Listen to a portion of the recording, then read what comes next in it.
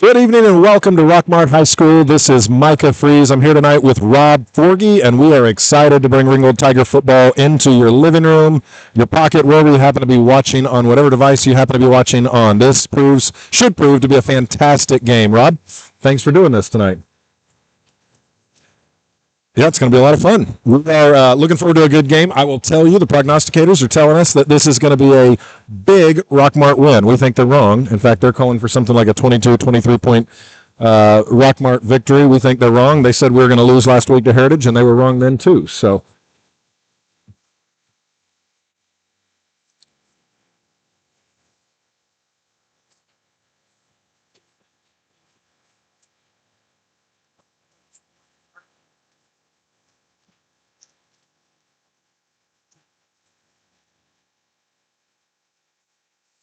It's a pretty impressive run, but I would say this too: our coach has failed to miss the playoffs in his first 2 years at Ringold as well. And you're right, the 59 consecutive region wins. That is an unbelievable. That's an unbelievable track record for any head coach. Rob, they're telling me it's tough to hear you, so you might see if. There we go. We got you plugged in now. All right. 59 consecutive region wins for the Rockmart Yellow Jackets, and the closest they came to losing that 59-game winning streak was last year at Ringgold High School. Yep. We took them to overtime and just almost had them in overtime. I'll be honest with you, though, Rob. I'm a little surprised at how small the crowd is tonight. Yeah, I don't know. It's not like Ringold, that's for sure. It is not, and this is a big stadium. It's a bigger stadium than we have at Ringold, but we fill it up a lot better than they do. In fact, we got doggone almost as many away fans tonight as it looks like Rockmart has home fans, and that's something for a team that is undefeated and ranked, I think, number 2 or 3 in the state right now. Yeah. Rockmart is, and not only are they ranked number 2 or 3 in the state, they started the season against Cedartown. Nick Chubb, of course, alum of Cedartown High School, and came in as like 20-some point underdogs against Cedartown and won by 50 points. Yeah. That is a remarkable victory. Hey, when I was coming up, Cedartown were the concussion kings, man. You go play them in Dalton, you knew you were in for a war. But captains are at the middle field now. It looks like we got Haddon Freeze, Logan Moore. Big Rig. Yeah, Big Rig. Slade Swaney. And is that Eli out there? 53. I just turned. I think that's who it is. I can't see it right now. We'll be able to see more. No, 63. Oh, that's Cam Talley. That's Cam Talley out there as the 4th captain for tonight's game. Looking through this roster, too, it's kind of wild how young this team is. They've got 5 seniors. Yeah. Freshman quarterback. Not only a freshman quarterback, but the coach's son. Yep. As a freshman quarterback. They can run the ball. That tight end and D lineman that they've got, Ryder Brinkley, also a freshman. And another kid to watch tonight is going to be the running back and linebacker, who is also a freshman, number 29, C.J. Brunt. Now, the thing, Rob, that is really impressive about this Rockmart team was their offensive line. As I understand it, every single guy on their offensive line goes 6 foot tall or taller and 300 pounds or more. They have an incredibly large offensive line, and they run the ball extremely well. Pretty impressive. It's going to be a challenge for us to take control between the hashes tonight. If we do, I think things will look good. Yeah, I think we've got an opportunity. Here's the thing. Coach Crisp has said over and over and over that our team plays with grit. And I think last week defined that. If you look at the box score, there's no question that Heritage should have won that game by the box score. Right. But Ringold's heart, Ringold's grit, Ringold's unbelievable refusal to quit allowed us to come out on top, and we're hoping to shock the world again this Friday night down here in rural Georgia, Rockmart High School. Hey, and that Houston White bend don't break mentality there for defense too. When you get these Tigers down to a short field, man, it's pretty hard. It's pretty hard to get it in the end zone, and Lord knows Generals weren't having a good job of it last week. As we get started, I want to kind of begin by mentioning our sponsors tonight, Rob. We've got two great sponsors who are helping put this broadcast on every week so that you can come in and watch it with us. First, I want to mention Sexton's Automotive. Mark Sexton, of course, they're a Ringgold family. Their kids are part of the school system. Incredibly strong supporters of Ringgold athletics. If you need a vehicle taken care of, they're the folks to help take care of your vehicle. They're located in Dalton, Georgia. If you need work done on your car, your truck, your vehicle, I would highly encourage you to make your way down to Dalton, Georgia, and visit the folks at Sexton's Automotive. Also want to mention Peak Kinetic Performance. If you are just like me and you are an old, overweight guy who just wants to get a little bit of exercise in, I wouldn't know anything about that. it's a good place to go and get a workout. If you're like my son, Haddon, who is an elite athlete, hoping to play college ball at the next level, it is the best place for elite athletes to ramp up their game and to take their game to the next level. John and Gannon Hampton have done an incredible job. They're building a brand new, extremely large facility right off the intersection of Cloud Springs and 41. Go visit Peak Kinetic Performance. They'll be fantastic for you. And the ball is kicked off, and we are underway. Oh, And our guys had to fall on that one quick just to make sure that we didn't have a really, really bad play there at the beginning, but they were able to fall on the ball. Ringold is going to take over at our own, what is this going to be? Our own 26-yard line, looks like. Eli Persley was with the return there. I could say save. It took a really favorable Rockmart bounce and kind of backspun back into no man's land where he had to dive on it to get things going for the Tigers. I want to say thank you again to all of you who are watching this broadcast. We hope it's helpful to you. We are, as we said last week, we're a bunch of dads who are just volunteering to make this thing happen, and we're doing our best, trying to get better a little bit each week, and hopefully the broadcast is coming in nice and strong. We start out by handing the ball off. Faking to Jeremiah Frost, going downfield to Bryant Marshall, and unfortunately Zach overshoots his receiver, and no flag from the umpire on that play.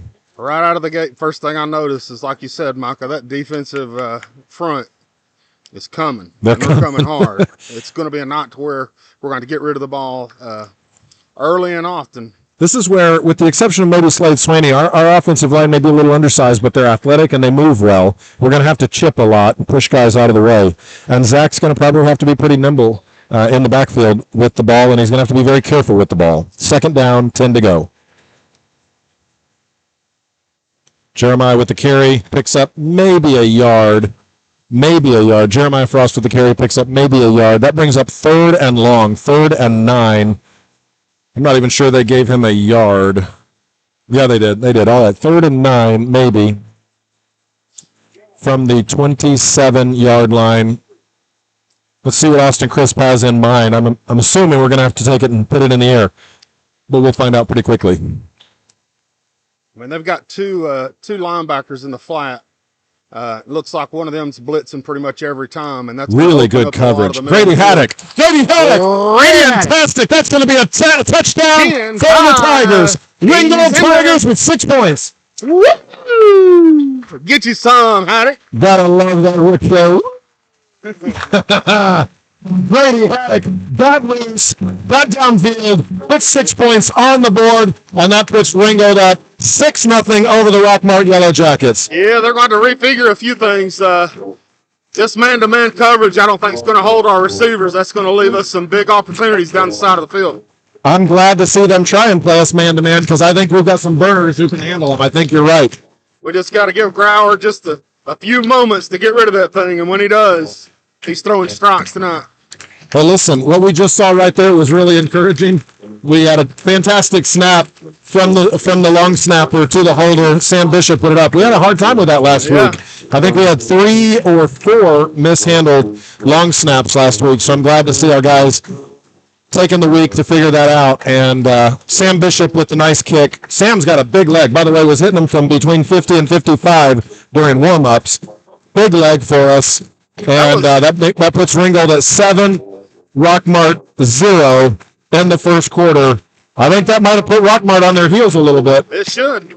Speaking of special teams, too, I don't remember another high school game that I've watched that was so special teams heavy as last week. I mean, they had absolute dudes out there on special teams, and luckily we were able to answer back, because if we weren't, I think that game most definitely would have gone a different way. outcome. That's right. Yeah, and I think, one of the things that's underrated about Sam Bishop as a special team, both place kicker and punter, is his punting. Yeah. He flipped the field for us multiple times last week. Hey, in big, huge situations. That's exactly right. That's an incredible advantage for a team. Sam back to kick off the ball. Oh! Are they going to call Looks like illegal formation? Did we get ahead of the ball? I think the kicker did. Got ahead of the ball there. Yeah, unfortunately, I'm afraid that may have happened. I watched them warming up a little bit with that this week in practice. I saw them trying to bring that out a little bit and wondered if that was coming out this week. I know they're expecting Rockmart to be a tough team to play, so they're trying to bring everything they can out of the bag. Right. I'm not opposed to seeing it either, Rob. I kind of like to see them go for it. Yeah.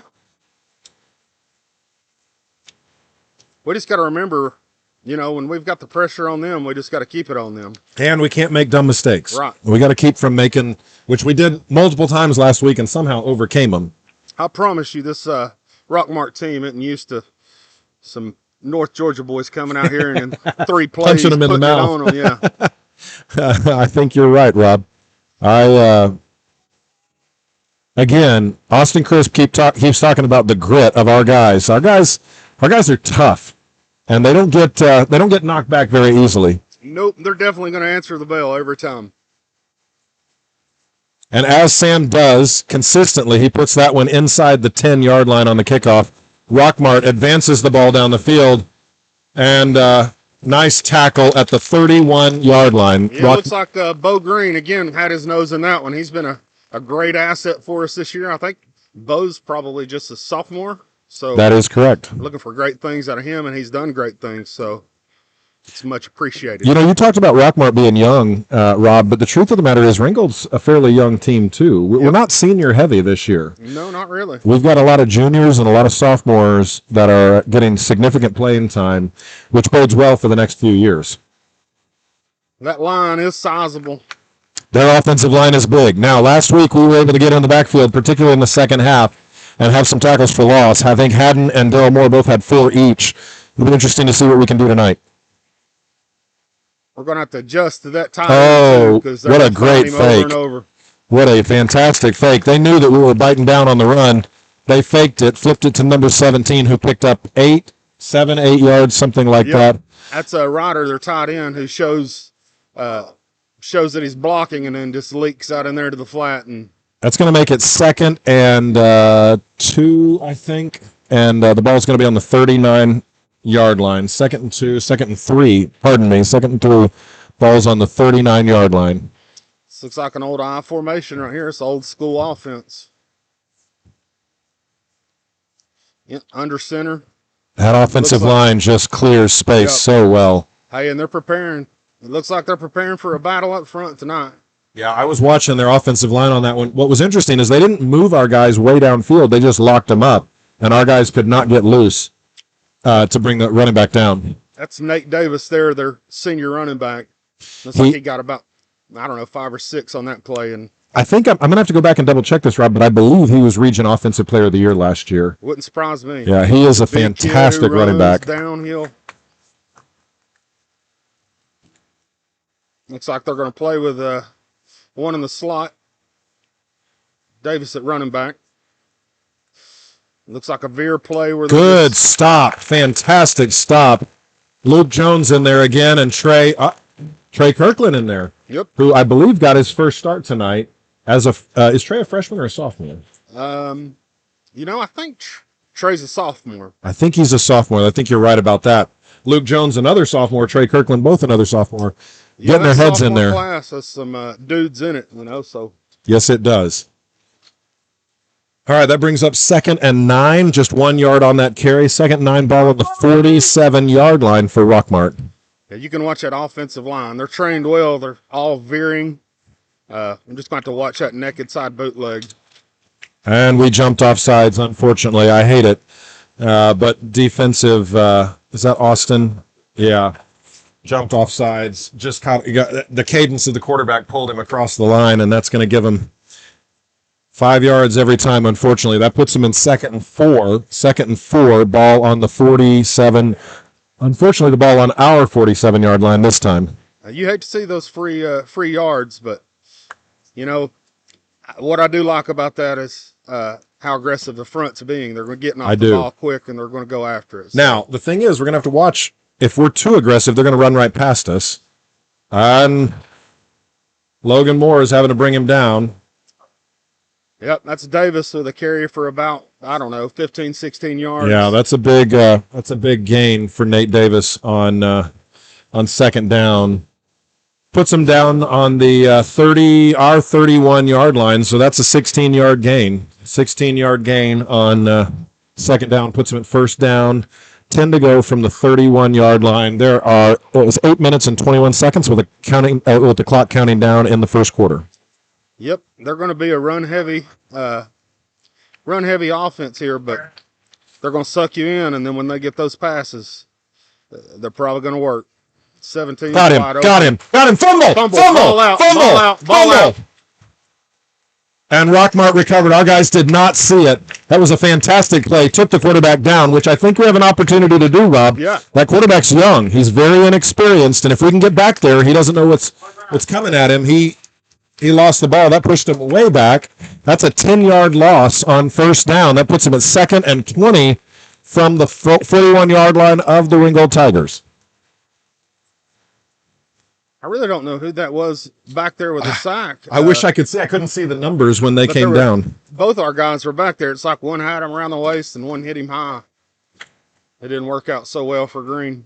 I was a little surprised that their quarterback didn't get rid of the ball. He just looked like he didn't know what he was doing. And we're there again. Looks like they're trying to set up a screen. Oh, we got to put him on the ground. Doggone it. That's a first down. That is 22 yards on second down to give them the first down. That puts the ball at the 19-yard line, the Ringold 19-yard line, and again gives them a first down. That was a busted play. We had him. We should have had him down in the backfield. Yep. Parsons showing off his legs there. He looks like he was brought down by Logan Moore. Probably picked up, 22 yards. 22 yards off of after the sack. So yeah, that should have been a loss, a consecutive. And I'll tell you this, though. That's really encouraging that on back-to-back plays, we're in the backfield and we're able to take the quarterback down with his offensive line as big and as strong as their offensive line happens to be. Yeah, that may have been just a designed run, but it almost looked like they were trying. Oh, look at that tackle by Haddon Freeze. Tackle for loss by Haddon Freeze. That's a loss of 3 yards, I believe. That's going to put him in second and 13. Ball on the 22-yard line. That's another tackle for loss. Haddon has had 4 tackles for loss. He's averaging 4 tackles for loss per game. Yeah, he looked like he was shot out of a cannon there. You don't want to get stuck by Haddon when he comes free. That was almost fumble time because he met the guy so quick. He did. It's a good thing for Rockmart that Nate Davis has got good hands and was able to hold on to that.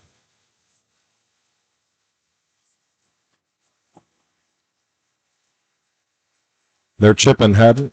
Going deep. Interception. That is a Ringgold football. That's Grady Haddock. Grady Haddock with the interception at the 4-yard line. Grady Haddock with the interception. Having him a game. Man, this is a fantastic game by Grady Haddock. We're not even at the end of the first quarter yet. Freeze was there with the pressure, and I think Parsons just, looked like he just let it go short. That was Haddock went up and got it. That was a really, really poor decision on that throw. He should have never put that ball in the air. Haddock's going to go high point the ball. Yeah. And then what's interesting, their receiver didn't come back at all and try and fight for that ball, but Grady Haddock did. I'll tell you. This is what our defenses, Houston White defenses, do over and over and over, and that is take the ball away. We did it last week. We did it all last season. We take the ball away. Like I was saying before the game, that's that bend and break. You get that short field, and they get that much tougher. Elijah for us with the carry. Around the corner. Fantastic. Almost 10-yard gain on first down.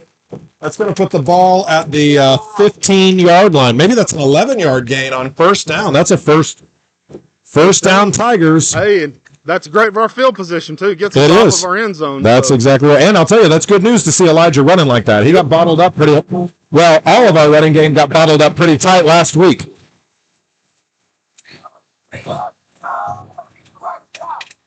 Elijah with the carry right up the middle, picks up maybe 3 yards.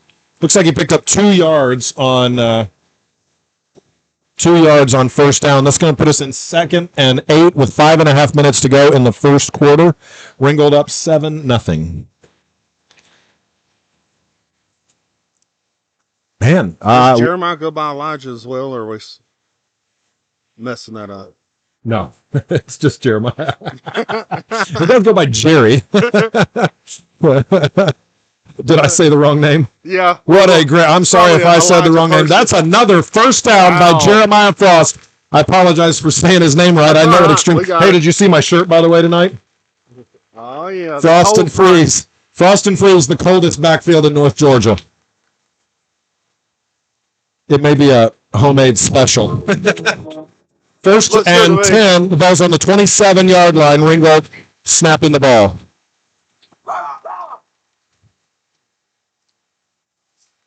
Oh, man alive. Incomplete pass. Mostly bobbled it just a little bit, and looks like he might be dinged up. He's grabbing his leg and unfortunately not getting up off the field. There's a tent in the way, and we can't see him really well. He does hobble off the field. Hopefully Eli's going to be fine.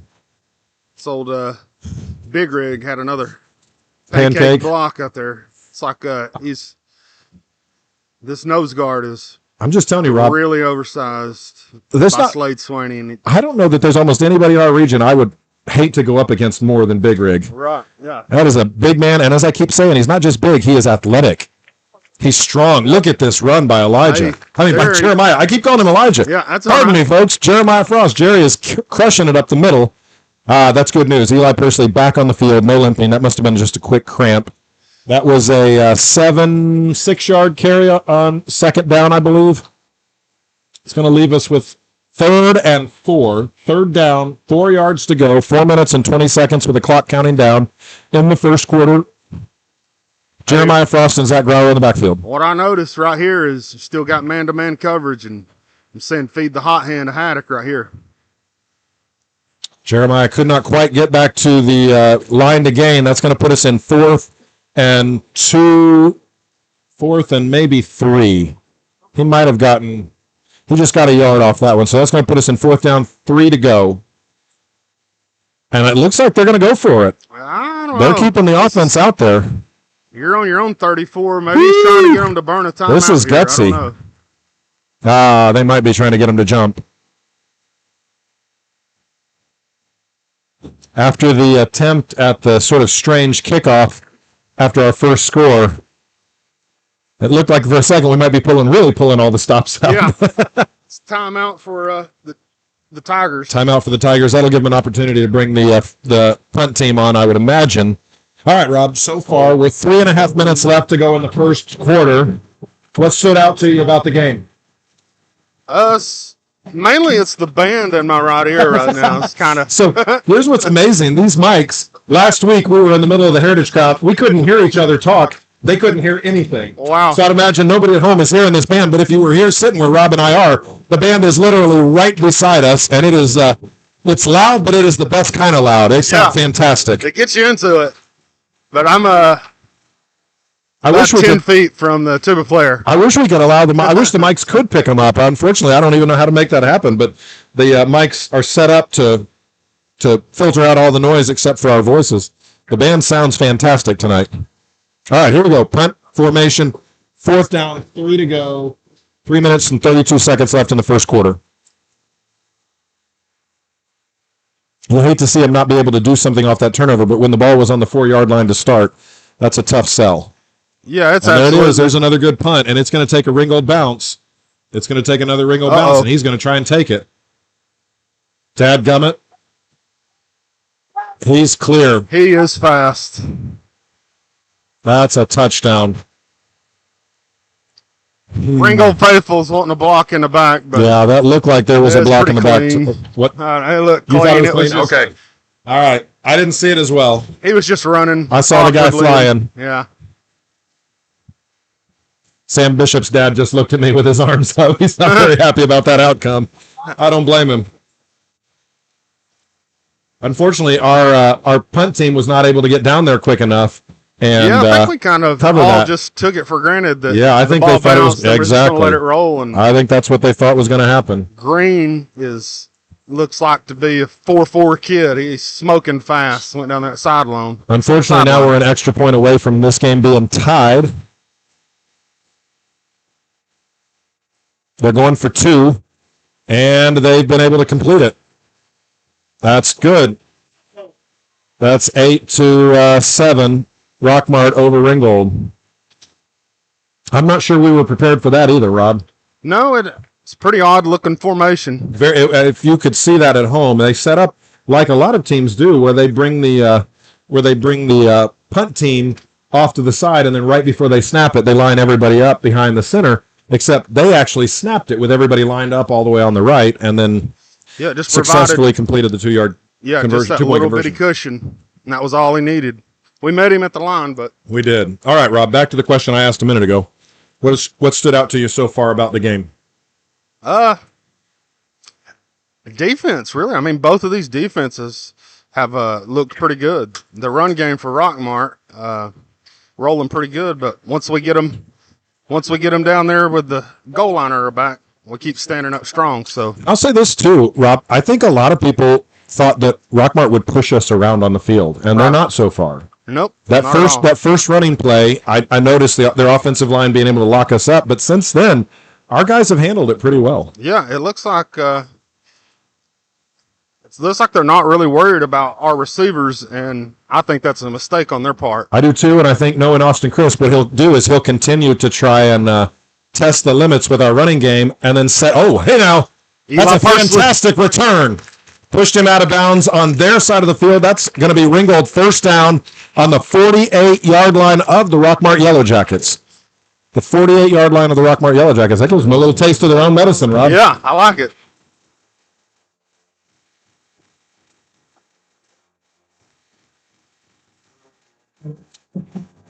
Yeah, but it looks like the Jackets are... I just heard, Rob, from some folks watching. They can't hear the band at all. It's these microphones just filter everything out. So it's pretty wild. It really is wild. I don't know how that's possible, but they're doing it. All right. The Ringgold offense comes back out. We've got good field position. Oh, wait a minute. They brought the ball back 5 yards. Yeah, they brought the ball back to our 47-yard line. So we start 1st and 10 from our own 47-yard line. Still great field position. Hand off the ball to Jeremiah Frost, who takes the ball forward for 5 yards. 4 yards, it looks like they're going to give him. 4 yards on the carry. That's going to bring up 2nd and 6. 2nd and 6. Haddon Freeze comes in at running back for the first time tonight. This is what they do regularly. They usually keep Jeremiah Frost in. He gets probably 70% of the carries. Haddon comes in as a little bit of a fast, blunt instrument. Yeah. The other 30% of the carries. And it works well for us.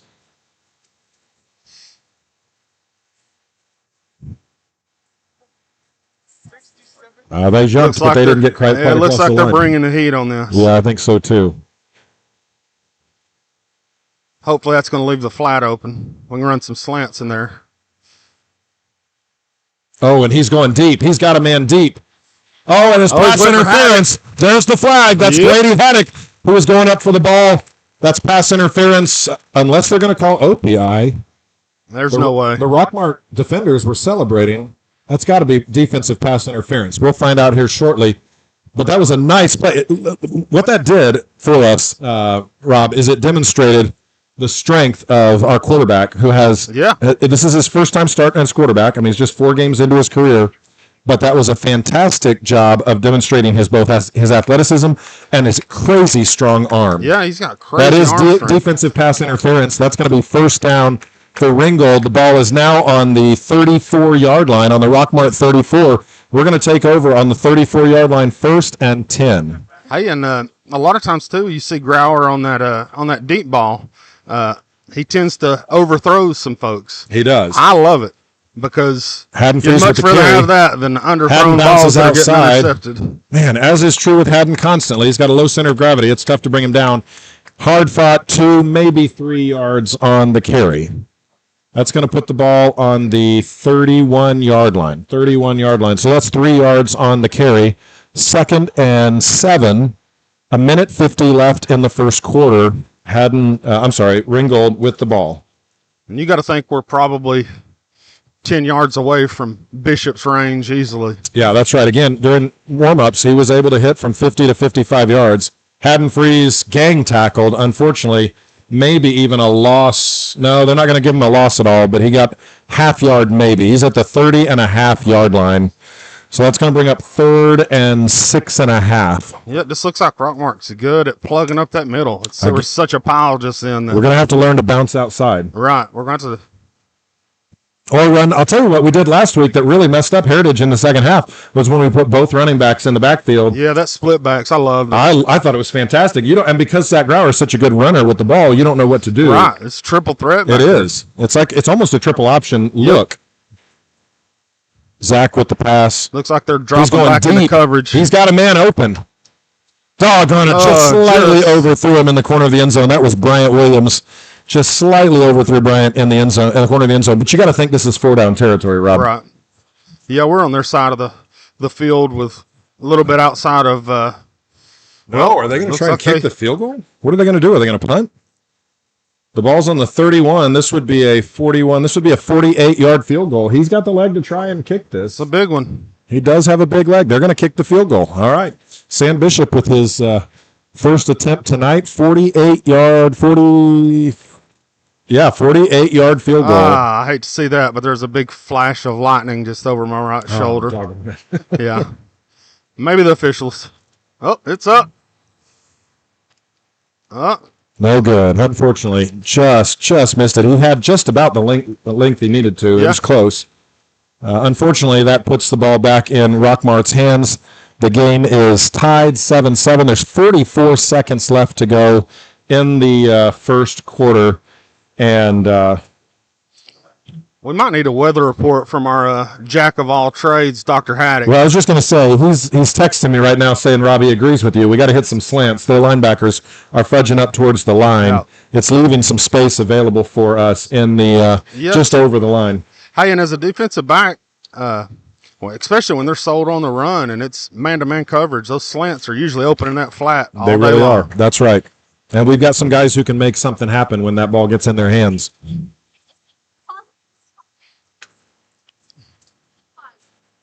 The pass out into the flat, trusting in his speed, and he's got it. Logan Moore with the touchdown-saving tackle, frankly, but a big gain on first down. That's about a 21, 22-yard gain on first down. That's going to put the ball on the 41-yard line, 1st and 10 on on their 41-yard line. It looks like that was Alexander. Yeah, Haddon and I were talking about it this week, and Haddon mentioned that they have just a ton of really good receivers.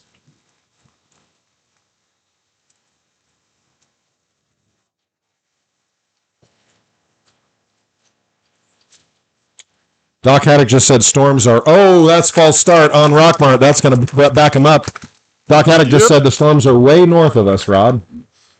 Well, all right. I'll take That's his good word news. for it. We're looking at it a little bit, but evidently it's far enough north from where we're at that it shouldn't bother us. Thank you, Doc Haddock. We appreciate it. Doc is normally on the sidelines, not feeling his best tonight, so he's watching the broadcast with everybody else. Yeah, I think he's got that Dove season flu. I know he gets his fields ready for that every year. Oh, yeah.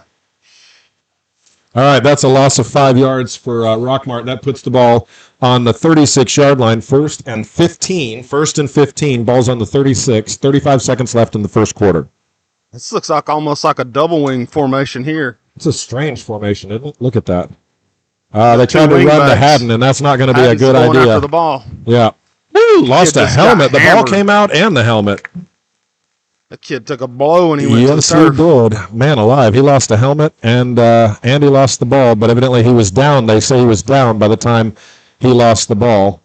I'm telling you, that's one thing about this linebacker core is they will stick. Oh, and that's a penalty against Rockmart. That's going to back him up even farther, Rob. So I noticed in the Times Free Press this week, Rob, they said that they believe that the Ringgold linebacker corps was likely the best linebacker corps in the entire region. I like not just our region, but I'm talking the Chattanooga area. Yeah, I've been watching a lot of these kids since they were in 6th grade or Yeah. even before that. And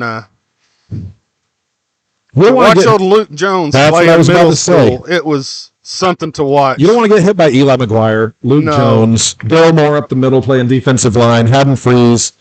Those guys, and Logan Moore playing safety out back. Right. You don't want to get hit by those guys. It's like we got a little bit of a zone coverage out on the outside. Oh, It looked like motion to me. there's on another that penalty. receiver. That's a Yep, false start on Rockmart. That's going to back him up again. That's going to put him at 1st and 30. 1st and 30 from the 21-yard line. That receiver, look, now he never came set at all. Yeah, these are some Rockmart's strange formations they're running. kind of showing their age here. And that's the end of the first quarter. It is, I'm sorry, I said it was a tie, but I forgot they got the 2-point conversion. It is 8-7, Rockmart over Ringold at the end of the first quarter. When we come back, the ball is going to be on I said 1st and 30. It's going to be 1st and 25, ball on the 21-yard line, it looks like. We're going to take a quick break, and we will be back at the beginning of the second quarter.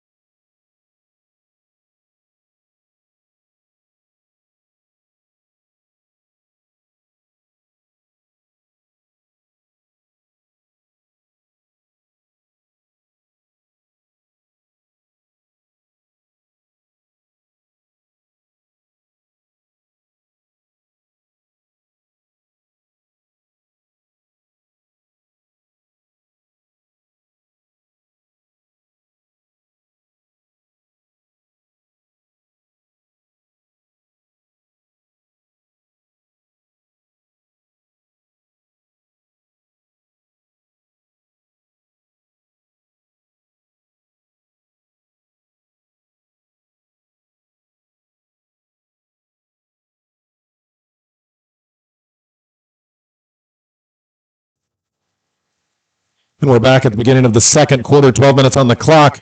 And I was right before we went to the break. It is 1st and 30 to go. 1st and 30 to go from their own 21-yard line. They're going to try and utilize that speed again and pick up a nice number of yards. That's going to give them about 11 yards on first down. That's going to put them in 2nd and 19. 2nd and 19 to go. 2nd and 19 to go. Rockmart has the ball on their own side of the field. Fun fact, Micah. Middle school, Rob Forgy played tuba. Did you really? How about that? I might borrow it. I played the recorder, and that was the recorder was the extent of it for me. Mom was a music major, and I had to play an instrument, at least through middle school. 2nd and 19, ball on the 33-yard line. 33-yard line. They hand off. It's got a nice carry. That gets them almost back to the original line to gain. It's going to put them in 3rd and 12. 3rd and 12, which we've seen their offense is certainly capable of converting 3rd and 12. Yeah, that's Davis again, their senior running back. What I noticed, though, is, hey, when these guys, this defense are a bunch of ball hawks, when that ball goes, when the guy carrying the ball goes, I guess that'd be the running back, goes to the ground, you see just all of our guys trying to dig that ball out. And it'll come loose. We gang tackle well, and we go up with the ball really well. Again, this defense loves to turn the ball over. Man, they're going really deep. And he overshoots the receiver. No flags on the play. No flags on the play. That's going to cause them to punt. It's going to be Ringold ball. 4th and 12 from their 39-yard line. 4th and 12. Let me just mention. Kind of dodged the bullet on that one. Went right through the receiver's hand. Well, they did exactly what we said we don't want to do, Rob, which is hurt ourselves. Right. Let me mention, for those of you who are watching, I've had a few folks ask about this. If you're enjoying the broadcast and you want to take advantage of it and you'd like to help contribute to pay for all the equipment and the broadcast and everything, we don't get any money. I'll be clear about that. We're all volunteers, but the quarterback club paid for all the equipment. We need to find a way to cover the cost. You can use the little Venmo QR code on your screen to contribute to what we're doing. They're faking that ball, and it is a fantastic fake. That's going to be a Rockmart first down at the 45-yard line. What a great fake by Rockmart, unfortunately.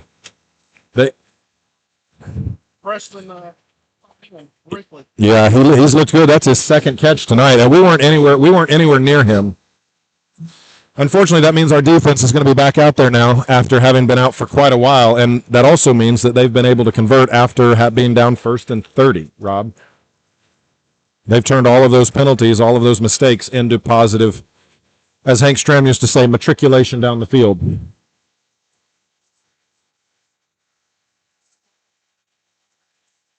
No, we're not.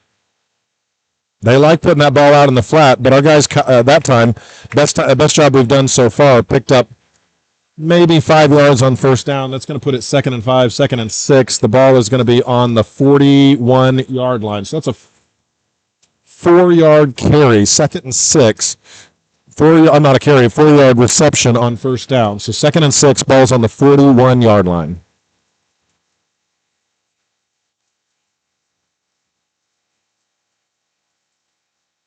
I'll tell you, this Rockmart team is going to be scary in the next few years with as many young guys as they've got. Yeah, that's right.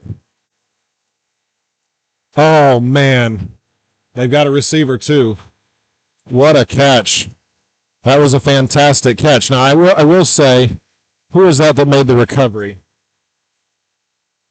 I'm going blank. Yeah, number 3 for Ringold. I'm going blank right now. Oh, is that Will? No, that's Will Matthews, a 6. Yeah, I think that is Bo Green. Got beat a little bit, but he had a fantastic job coming back and recovering, getting to the ball, and tackling the receiver so he didn't get the touchdown. But unfortunately, that puts him 1st and goal. The ball's on the 6-yard line. Rockmart ready to snap. 1st and goal, 9 minutes and 58 seconds and counting on the clock in the first half. They're going to run the ball, and he's in for a touchdown. That is a Rockmart touchdown. 6-yard touchdown for their all-everything running back, Tony. Was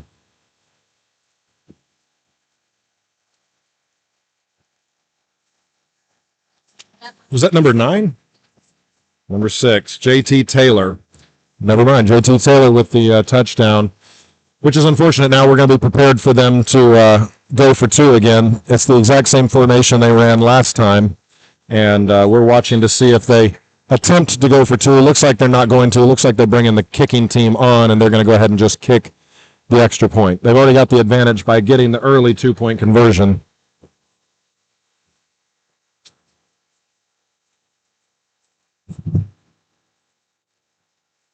The ball's up, and it is good. That's 15 Rockmart, 7 Ringold. 15 Rockmart, 7 Ringold. Well, Rob, we're going to have to come back and do something now. We've got to be able to move the ball down the field. We have moved it at times. We just haven't been able to put a sustained drive together and finish.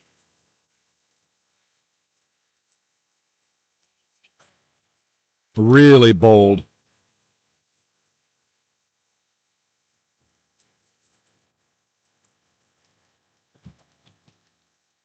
You were unplugged again, Rob. Oh, hey, I'm back. You're back. I have to watch for that. Well, Rockmart has got size. They've got speed. I'm not sure that anybody's got more heart than Ringold does. And so let's see how the Ringold Tigers can respond now with the ball coming back into our possession. Looks like they're putting Bo Green and Haddon Freeze all the way back, but up to this point, they have not kicked deep on the kickoff. I'm not sure if their kicker just doesn't have the leg to be able to do that or if that's an intentional choice on their part. Yeah, but last time they did that, we pushed the ball about to midfield on the kickoff return. We'll see what happens this time. They go deeper this time. Comes Persley. And Persley's got the ball. That. He goes across the field, which I think is fantastic. Unfortunately, he gets through. And they tackle him at the 34-yard line, maybe the 35-yard line. Ball's going to be on the 35-yard line, 1st and 10 Ringold. Eli just ran about 42 yards for a 7-yard return. One of those. He stretches that field out. I'm just so happy to see that there's so many at home just waited on bated breath for my voice. They want to hear the Rob Forgy voice. We need a few more woos. Mike's unplugged. We need a few more woos, man.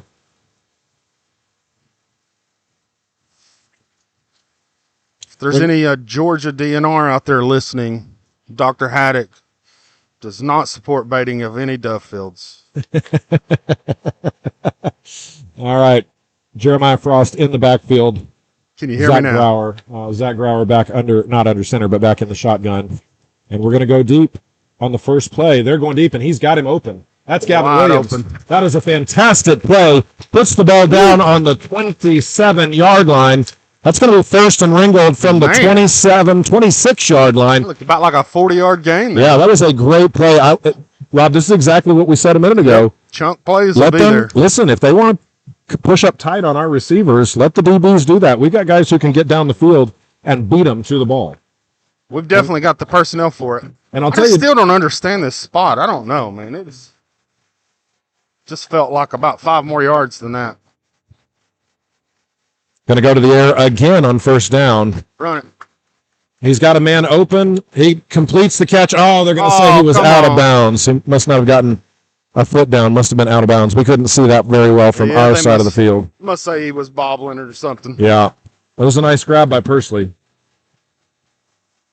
One of the things I will say, Rob, that Zach Grauer has done a good job with is early in the season, and it was probably just jitters. It was probably just nerves and jitters, but he was lifting the ball just a little bit too much. Yep. And he's really calmed down, and he's really putting a good ball in there, putting it where our receivers can get it, and often where only our receivers can get it.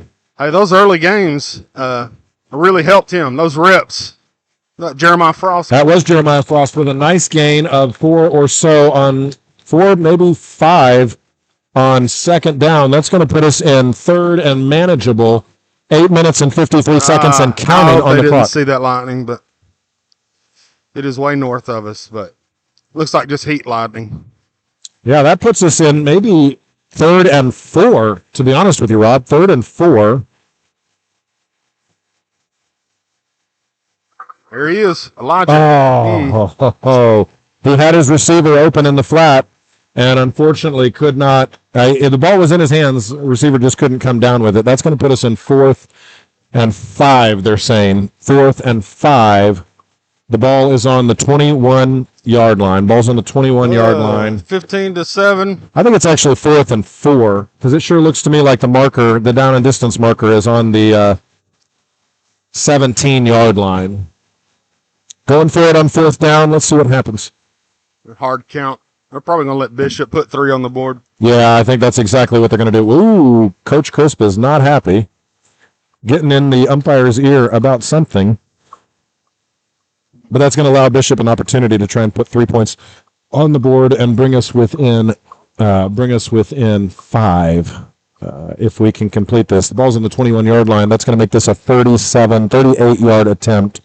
38-yard attempt. He's got the leg to be able to kick a 38-yarder.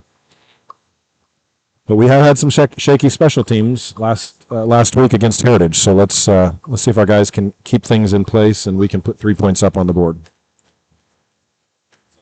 Again, I'm going to say, Rob, I'm really surprised at how small a crowd they have. You know I had to defend you last week. You had to defend me? Oh, yeah. What for?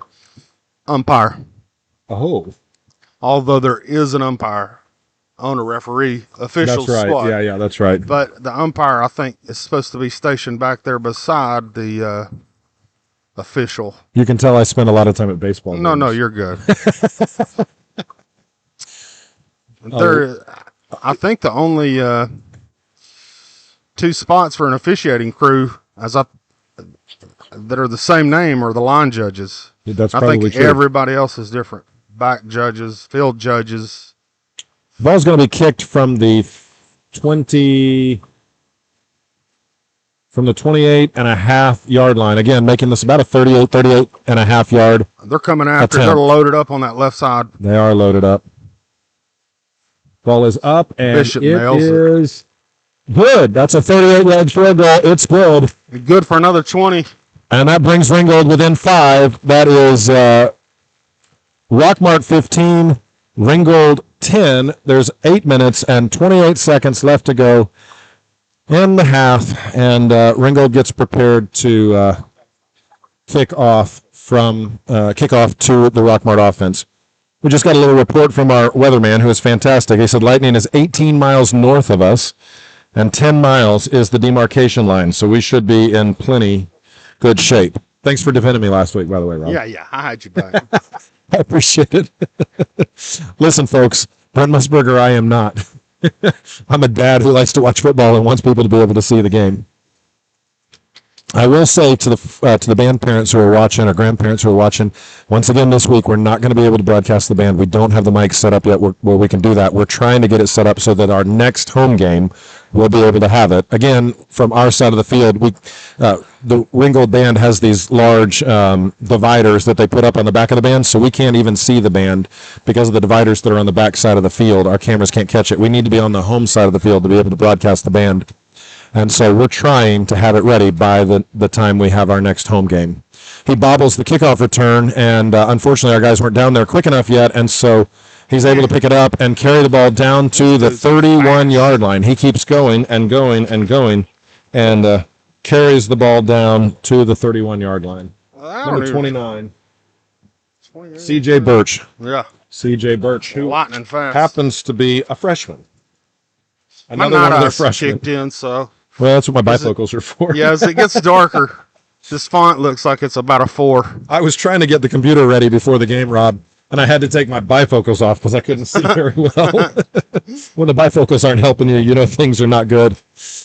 I'm feeling older, y'all. Oh, I've been there. True story. It's a big week for me. My daughter had delivered twins yesterday. My wife and I became grandparents for the first time yesterday, so we've been having a lot of fun this week, but I have been feeling old. The end around oh my gosh, we're all over it, but he's still able to get about 7 yards out of that. 7 yards out of that first down carry. That's going to put him in 2nd and 3. 2nd and 3, maybe 2nd and 4, actually. 2nd and 4. Old Gray Hay up there to clean it up. Yeah, from the 37-yard line. 2nd, 4, 37-yard line. Rockmart with the ball and driving.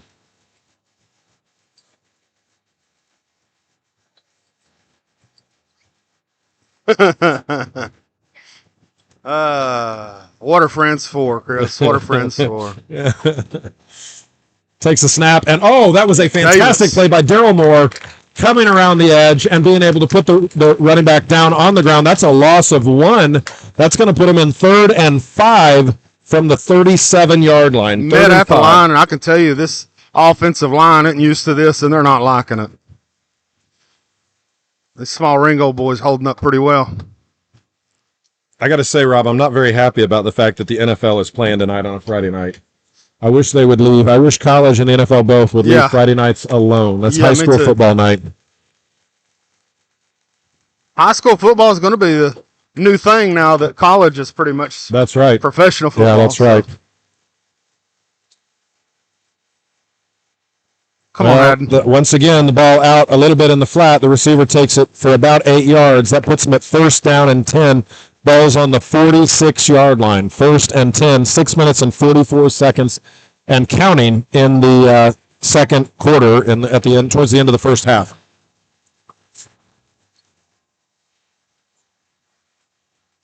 Man, we couldn't ask for a better night tonight, Rob. It feels fantastic, and it was hot earlier today. When I was setting up, I was boiling. Sweating like crazy. Rockmart with the ball, 1st and 10, ball on the 46-yard line. Once again, they hand off, and once again, Haddon meets him in the backfield. Can't wrap him up, but gets back up with a gang tackle of Ringgold Tigers and takes him down for a 2-yard loss. That's going to make it 2nd and 12. Ball on the 44-yard line. That's a 2-yard loss, 2nd and 12. Ball on the 44. Their junior, Jaden Thompson, number 55, is a really impressive blocker, but is that Eli up against him, their 45? No, that's not Eli. I don't have I need our roster in front of me. I should know it, but he's getting really frustrated with him because he'll make that initial block, and our guy's just slipping off of it and still in there on the tackles and just outworking him, really. You saw something there that you don't see that often, Rob, which is Haddon lose a tackle. Typically, Yeah, that's no good. He bobbled that one all the way out of bounds. Typically, when Haddon wraps a guy up, that guy's coming down.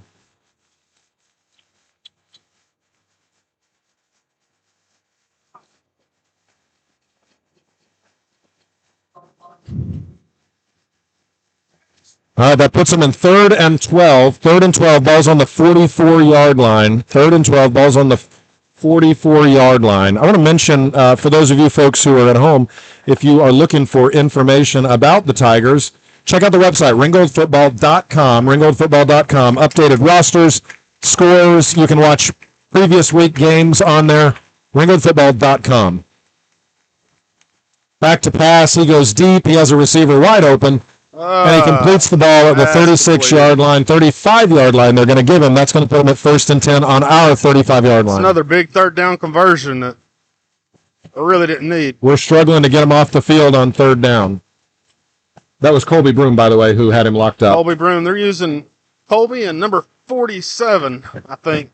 They're rotating them in and out on 55. And while Thompson is incredible at blocking, you'll see him in between plays, getting a breather, hands on the hips. We've always got a fresh guy on him. There's Haddon Freeze in the backfield again. That's no gain. Haddon Freeze, that's his 3rd time in the backfield tonight, hitting the ball, keep carrier before he gets back to the line of scrimmage.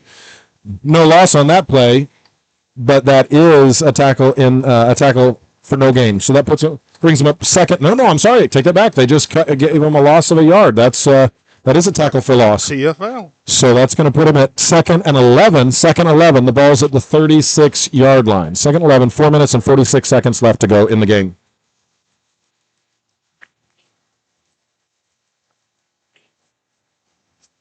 They're moving Thompson around a little bit. Once again, they like to go to those plays in the flat, and we're missing the tackle, and he is off. He is out of there. Gosh, that's a touchdown for Rockmart. They're crushing us on those little out passes, those little out patterns in the flat. Wait a minute. I think there may be a flag on the field. I think there is a flag on the field, Rob. Let's see what the call is. Well, that's going to be great news. I think it's coming back. They're walking this one back. It doesn't look like Rockmart's celebrating right now.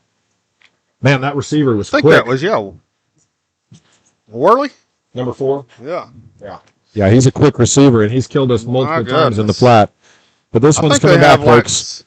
So far that I've seen, probably 3 4-4 guys that are just blazing fast. All right, they're going to walk that one off. I didn't see what the penalty was. They're facing away from us on the other side of the field, but that is that's a massive self-own on that penalty from the Rockmart Yellow Jackets. Takes 6 points off the board and backs them up all the way back. Let's see where they're going to line up the ball at. Right now they're at the 41. Looks like that's going to be a 5-yard penalty. They were at the 36 when that play began. Cue the student section. You can't do that. Yeah, that's exactly right. That's going to put them at 2nd. They're going to replay the down, I would assume. That's 2nd and 16 now. Ball's on the 41-yard line.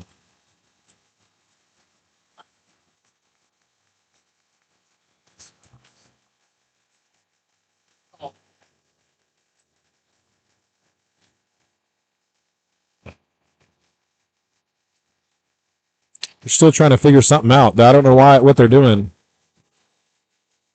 The head referee is okay. He's well. Oh, it looks like they're going to call timeout. Timeout Rockmart. All right, timeout Rockmart. They're going to think about this one. 4 minutes and 26 seconds on the clock in the second quarter. 15-10. The advantage is to the Rockmart Yellow Jackets. Let me mention one of our sponsors, Peak Kinetic Performance. We love the guys at Peak Kinetic Performance. Ladies, men, it doesn't matter who you are. If you're interested in gaining a little strength, maybe you are a weekend warrior just wanting to get a little stronger. Maybe you're an elite athlete. You want to play college ball, and you need someone to help take you to the next level. Peak Kinetic Performance is the place for you to go. They're currently located right across the street from Costco off Cloud Springs Road, but they're building a brand new state-of-the-art facility with incredible pickleball courts, Rob. Hey. Fantastic pickleball courts. But the new location is going to be at the intersection of Cloud Springs and 41 highway. We appreciate Peak Kinetic Performance helping sponsor this night and every night's broadcast. And let me also mention Sexton Automotive. Mark Sexton, his brother, has Sexton Automotive. If you've got a vehicle that is in need of any sort of work, they're your folks to call. Go check them out in Dalton, Georgia, and they'll make sure to, first of all, they're going to treat you with integrity. They're going to do a really good job taking care of your vehicle, and they're not going to charge you an arm and a leg to do it. So we'd highly recommend to go visit the guys at Sexton Automotive in Dalton, Georgia, and thank you to Sexton Automotive for sponsoring the broadcast.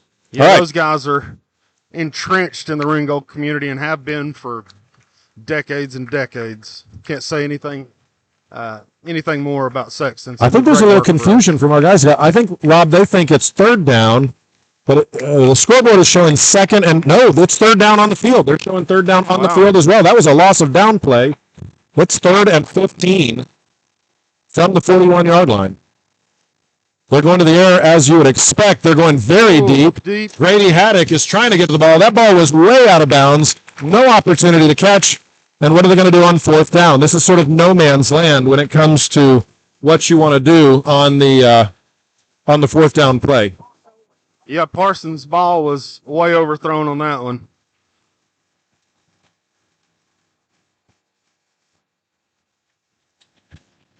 .420 left. Can you imagine if we're able to put a touchdown on them here and go in a half? Well, that would be par for the course with Ringold. Yeah, it'd be great. The underdogs, but we come to play. Sure aren't holding up to that 25-point. No, not at all. They gave them. They're going to try and punt the ball. Are they going to fake it? No, they're going to punt it this time. Little pooch punt, trying to pin them down inside, but it's not going to happen. That's going to be a touchback, and it's going to be Ringold ball with 4 minutes and 12 seconds to go. Ringold's going to take over with an opportunity to march down the field and take the lead before halftime. So let's see what the Ringold offense can do in just a couple of minutes. Yeah, that's pretty wild. Parsons is also their punter, so that just puts another wrinkle in trying to defend that 4th down. Well, that's an advantage for them because you've got to defend both things. You've got to defend the punt and you've got to defend the pass play. Thankfully, our guys seem to have done that well. They learned their lesson. Yeah, and if it wasn't for, the trick play on the last drive of theirs, right. Exactly. We're up right now 10-8. Yeah, you're exactly right. 1st and 10, ball on the 20-yard line, 4 minutes and 12 seconds to go. Jeremiah Frost and Zach Grauer in the backfield.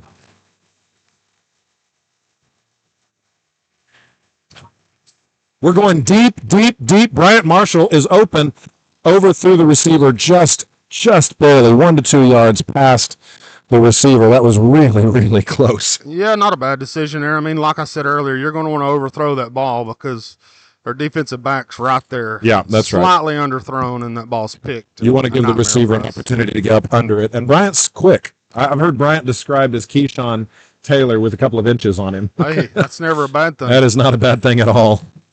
All right, Ringold with an empty backfield, 2nd down, 10 to go, ball on the 20-yard line, 4 minutes and 6 seconds in the half. Oh, we got to pick up that blitz.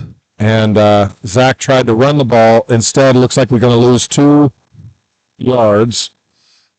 Zach with the run, but the blitz came up the middle unimpeded. We were not able to pick it up, as Rob pointed out correctly. We were not able to pick up the blitz at all, unfortunately. Yeah, I believe that's Chris Wright for Rockmart. Just came through the A gap, just untouched. Only a loss of 1 yard, not a loss of 2, so that puts us in 3rd down, 11 to go, ball on the 19-yard line, 3 minutes and 37 seconds. Now, Rob, what we don't want to do is very quickly turn the ball over back to them and give them an opportunity to move down the field and score.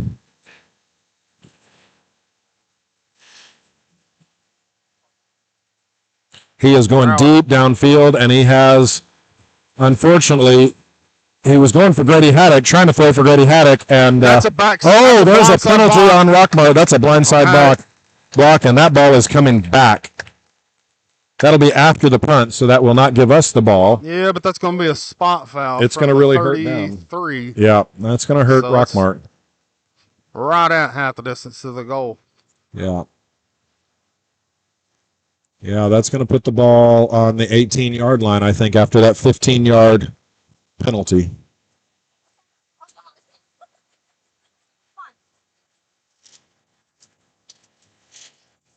Looked like Grauer's first bad decision of the night.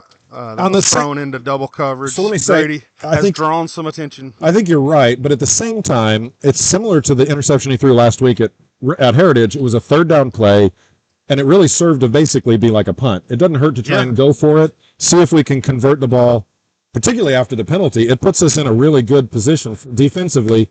1st and 10 for Rockmart, 3 minutes and 11 seconds on the clock, and the ball's on their own 23-yard line. Yeah, I remember saying that after last week, after the Brody James interception. I think that's the first thing I turned and told my cousin, my also spotter, was that was a great punt. That's exactly right. Under center, you don't see players court teams under center a whole lot in high school anymore. Well, that's just about all they've ran. That is pretty much all they run. You're exactly right, and that is a loss. No, it's not. No, I'm sorry. They're going to give them a couple of yards on that on first down. That's going to put them in 2nd and 8. We just got an update. The score from Chickamauga, where Gordon Lee is leading Heritage 21-7. 21-7 in the second quarter. Gordon Lee over Heritage. You got to think they dropped that game if the wheels just start to fall off. That was a gut punch. That was a gut punch if you're a Heritage player or fan. Rivalry games. 2 weekends in a row, and then next week they get Calhoun. Yeah, that's right. That's a tough one. Oh, nice, fantastic play. Our defensive line, our linebackers and defensive line are in their backfield all night long. They've not been able to negate that pass rush very much, and he had to make a quick decision. Yeah, and these aren't and not the best decision. They're really trying to stretch the ball out either. I mean, no, they're not. The routes right there. Everything's a tight bunch. Yep. Yeah, that's exactly right. Tight bunch formation. 2 minutes and 25 seconds left in the half. 2 minutes and 25 seconds on the clock. Clock stopped on that incompletion. It is 3rd and 8. The ball's on the 25-yard line. Who's back in the shotgun, empty in the backfield. Obviously, they're going to go deep on this one. We got 3-on-2 out here to the left. Oh, man, just a bad pass by their freshman quarterback. It's a bad pass by the freshman quarterback. They're going to have to punt, and now we're going to get the ball again, Rob. Hey, I like it. I like it a lot. As one of the fans in front of us just said, watch the fake. Yeah. Let's watch it. That's exactly right.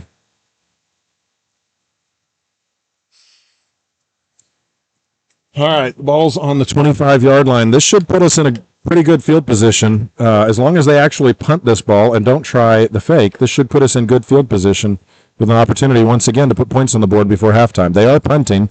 Little pooch punt. It is high, and it's out of bounds. Yep. That's going to give us great field position. We'll see how far the line judge marks it off. He's going to put it on their side of the field. Yes, Look sir. at that. The ball is on the No, now he's backing it up.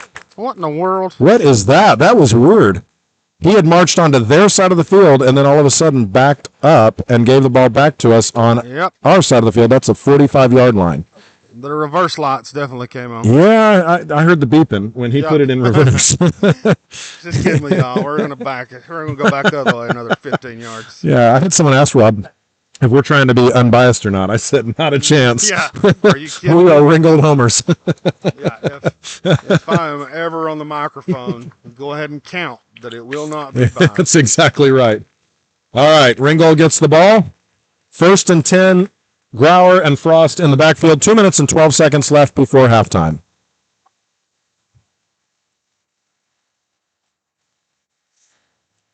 Jeremiah gets the carry and gets nothing. In fact, he lost a yard on the carry.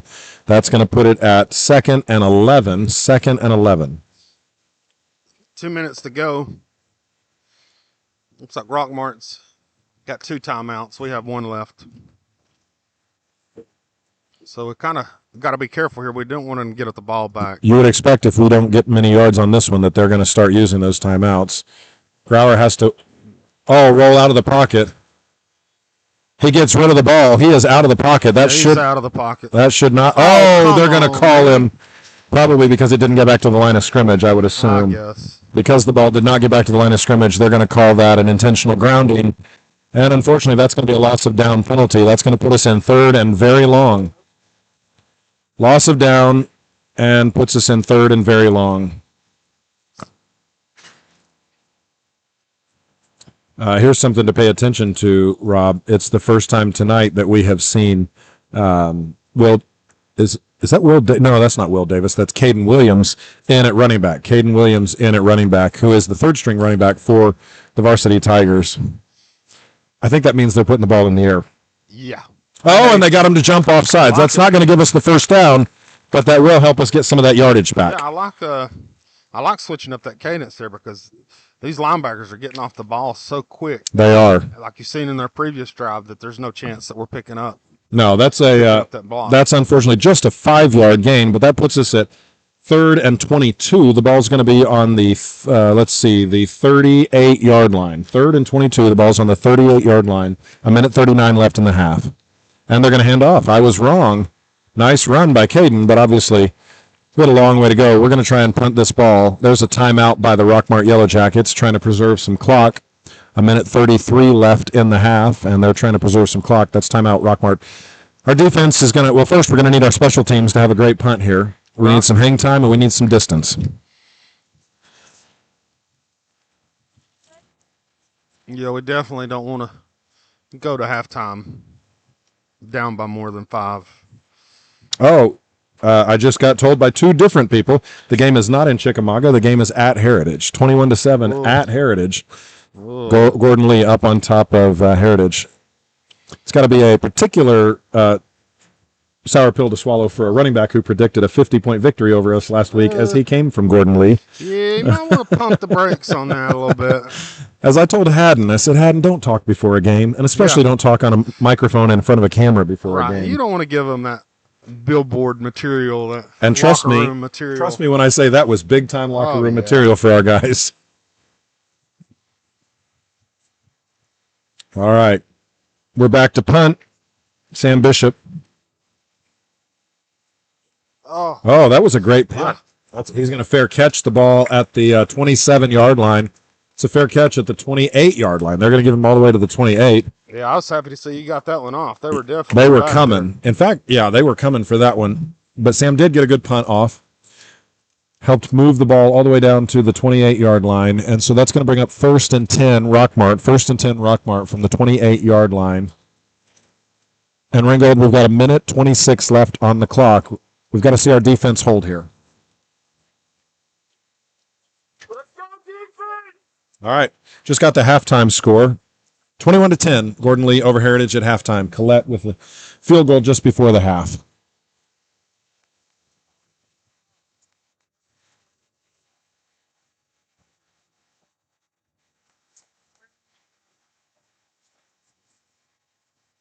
And they keep running that. Oh, hey, what a fantastic tackle. Who was that with the tackle? Was that Eli McGuire? I can't tell who. Yeah, that's 0. That's Eli McGuire with a great tackle. He had to shed a blocker and make that tackle, Rob. Yeah. Emac with a stick. And he sticks it well. I'm telling you, when he gets a hold of somebody, you're not going to enjoy it. That's a pickup of 2 yards on 1st down, 2nd and 8. 28 in a motion on the right side. Looks like that's where they're going to go. And we're able to push him out of bounds at the 44-yard line. 44-yard line. 49 ticks on the clock.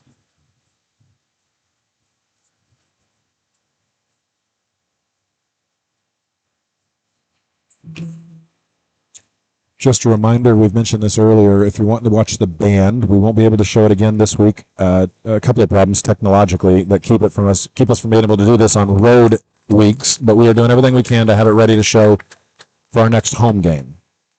1st down and 10 to go, ball on the 44-yard line. 48 seconds left in the half. He's going to throw the ball again. We're playing off those receivers awfully deep, Rob, and we're letting them move the ball down the field. That's another 1st down for Rockmart. That's a pickup of 15 yards.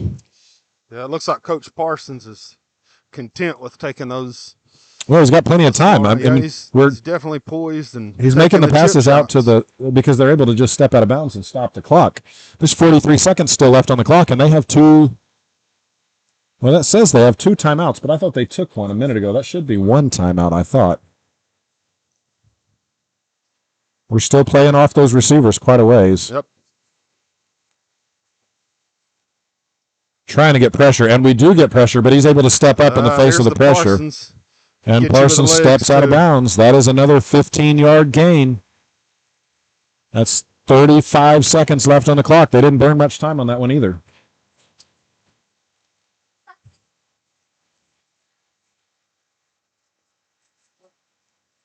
Well, this is where our defense tends to excel. We're able to bunch up a little bit tighter on the receivers, get a little pressure in the backfield, but we're going to have the interior of the defensive line hold if we're able to get pressure on the quarterback. They've been doing a good job. It's just when we're having to cover the 5 receivers. Yeah, in fact, if you look right now, the linebackers look like they're going to go out to defend the pass. And I'd say Parsons is just going to keep calling. Oh, he's going deep, looking for a receiver, and he can't connect with him. Overthrows the ball through the back of the end zone. That burns another few seconds off the clock. 30 seconds left on the clock in the half. 2nd and 10. Now, I don't know how good their field goal kicker is, but the ball is on the 30-yard line, 27-yard line. That would be a 44-yard field goal. That'd be quite a field goal for a high school kicker, unless they just happen to have a kicker with a big leg. And with this offensive line, if we're just bringing 3 because we're having to cover 5. Yeah, it's tough to get pressure. Yeah, and that Parsons can run the ball too. He can, so we're having to contain as well on the outside.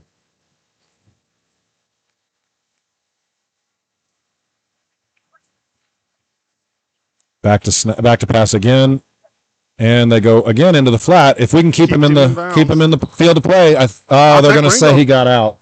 Ringold came up with the ball. Oh, Ringgold ball! That's a fumble. What a fantastic tackle by Bo Green. Ringgold turns the ball over. Bend, but do not break. Yes, sir. Give us the woo, Rob. It doesn't reverberate on the broadcast quite like it does at the Don Patterson, but I'll take it. Yeah, my imagination, it sounds great, so I'm going with that. It sounds great, period. It just doesn't echo quite like it does at our field.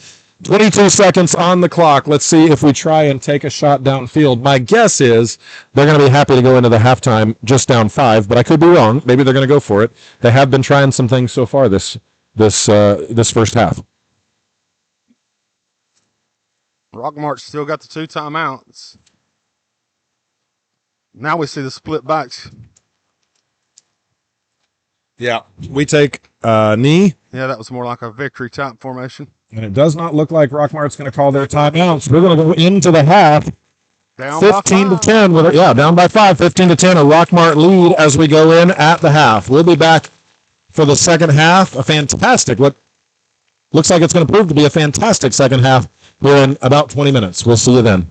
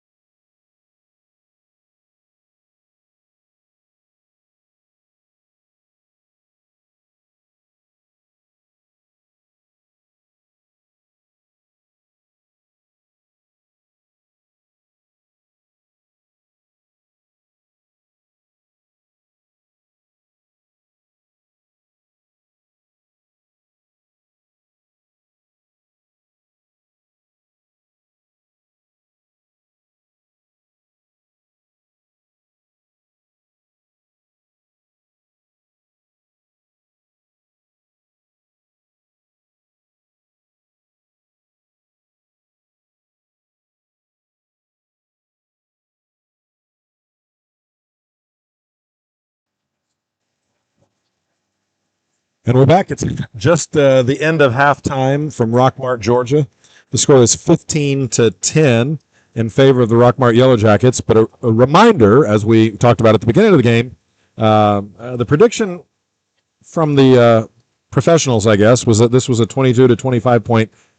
That Rockmart was a 22 to 25 point favorite. Now, as a reminder, Ringold got the ball at the beginning of the first half, which means Rockmart gets to receive coming out of halftime, which means our defense is going to have to step up. They did in the first half to end the first half. We need them to step up again in the second half. Rob, give us some keys to winning the game over the second half. Well, I mean, I think we're on the right track. We're on the right course. I think we've shaken up their offense a little bit. It looked like right at the beginning of the game, they were intent on coming out and running it down our throats. And now we see that they're, putting 5 wide, trying to spread us out. And I think that's going to be the name of the game on the second half. Yeah, we'll that's see right. On their offense. They had a lot of success spreading the ball and getting those quick outs. They didn't give our guys time to get in the backfield.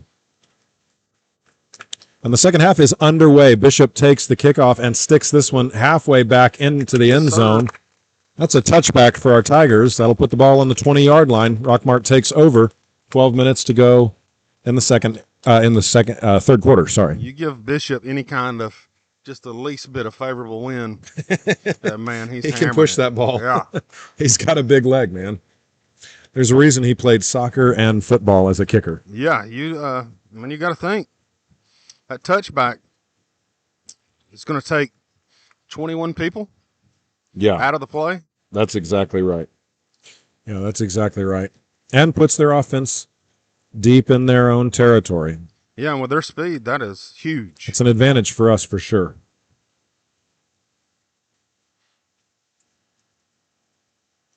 Coming out with 2 wing backs. And what a great run. Logan Moore is our only hope to stop this one. And he crosses Logan up. That's going to be 6 right off the bat. That is not good. Not good, Rob. Nope. That is not a good way to start the second half. Our fans are wanting a flag, but I don't know that I saw anything there flag worthy. No. Looked like a pretty clean play to me. Once he got past the first level, there wasn't anything back there. There was a second level. There looked like there was one guy on the third level. That's exactly right. Daryl Moore, by the way, did you notice Daryl was the other one down there with Logan Moore trying to catch him? That's about impossible. When a defensive, I mean, that's exactly Logan right. On your heels like that. They're going to go ahead and kick the extra point to try and make it 22-10 in favor of the Yellow Jackets, but that is about as bad of a start as we could have imagined happening to get this second half underway. Ball's up. It is good. That's going to make the score 22-10 in favor of the Rockmart Yellow Jackets. And that took a total of 14 seconds off the clock. You kind of got to wonder if maybe Coach Parsons figured out something and has adjusted at halftime. Yeah. Yeah, that's a little scary, to be honest, Rob. You want to see our guys. Well, I mean, here's the question. What can our guys do coming back out on the other side? Yep. We've had moments of moving the ball, but we haven't had a sustained drive yet. So we'll have to see if we're able to sustain a drive.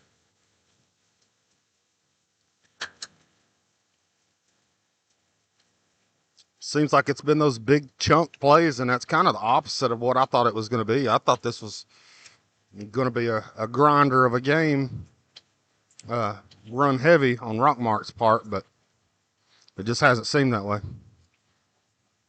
Yeah, we definitely have offensive talent. We're going to have to get our playmakers a little more involved.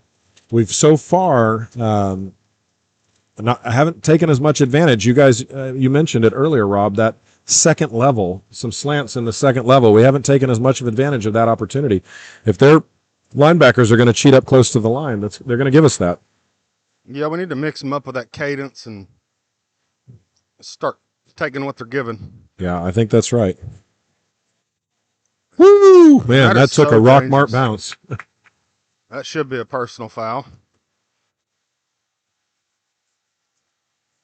Yeah, I don't know what was going on down in the scrum, but something was going on down there. One of their guys came out of the pile holding one of our guys. I would imagine our guys are a little frustrated after the way that our second half got underway. All right. They won't back down from a grizzly bear. No, they will not. 16 seconds into the third quarter, and we find ourselves down by 12 points. Let's see what the offense can mount in response. They break the huddle with 3 receivers, 2 on the far side, 1 on the near side.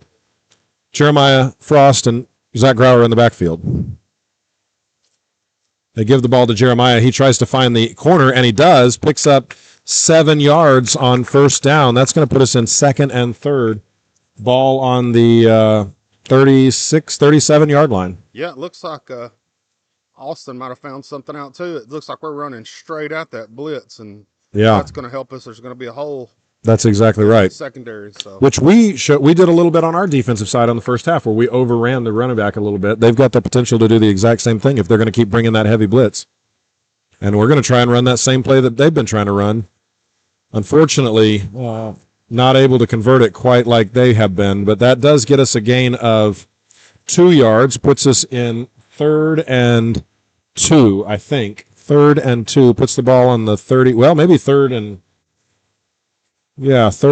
2 from the 39-yard line. Frost and Grauer still in the backfield. Pursley, Haddock, and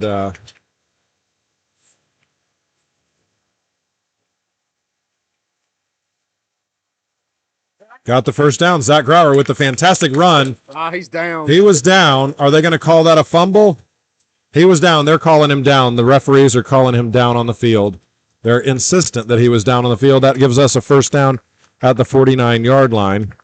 I was struggling for Bryant Marshall's name there just a second ago. Bryant Marshall out playing receiver as well. I do the same thing. He's new to us, so. He is, but he's been a fantastic. Oh, yeah, he's a great athlete. A fantastic addition to our offense.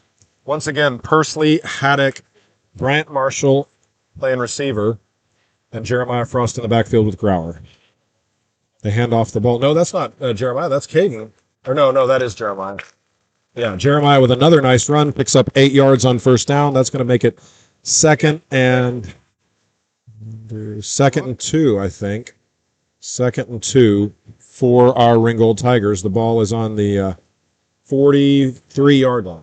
And they're moving the ball. They are moving the ball. That's what we said we needed. We need a consistent drive where we demonstrate that we can continue to move the ball down the field. Our offensive line is clear in space, and Jeremiah is finding holes to run. And he does it again. Yep. That's a first down. That's a pickup of about 6 yards. It's going to make it 1st and 10 from the 37-yard line. 1st and 10 from controlling the pace of this game. That's with their right. Speed. That's right. That's huge. It is, if we can keep the ball out of their hands. The problem is we're playing from behind, and we're going to have to stop them at some point. I would think a turnover is our most likely scenario.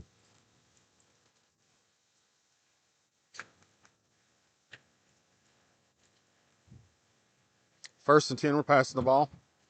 Zach is going deep. He's got Haddock available, and that's an interception. Unfortunately, the receiver made a really nice play on the ball. I mean, the DB made a really nice play on the ball, and he is... Lord. Good night. Jeremiah is all that's left to stop him, and Jeremiah is going to put him down on the ground. Interception, returns it for 88 yards. And the ball is going to be down on the 11-yard line. That is... Whew, this is not going well, Rod. This second half is not going well at all. Austin's losing his mind.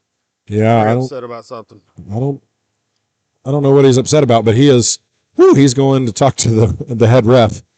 Head ref is not paying him any attention, unfortunately. I don't know if there was a crackback block or. Yeah, someone. But he is very, very upset. I mean, visibly, demonstrably upset. I think our fans are upset about their coaches hanging out on the field during the game. There's about 15 of them on the field after every play. Yeah.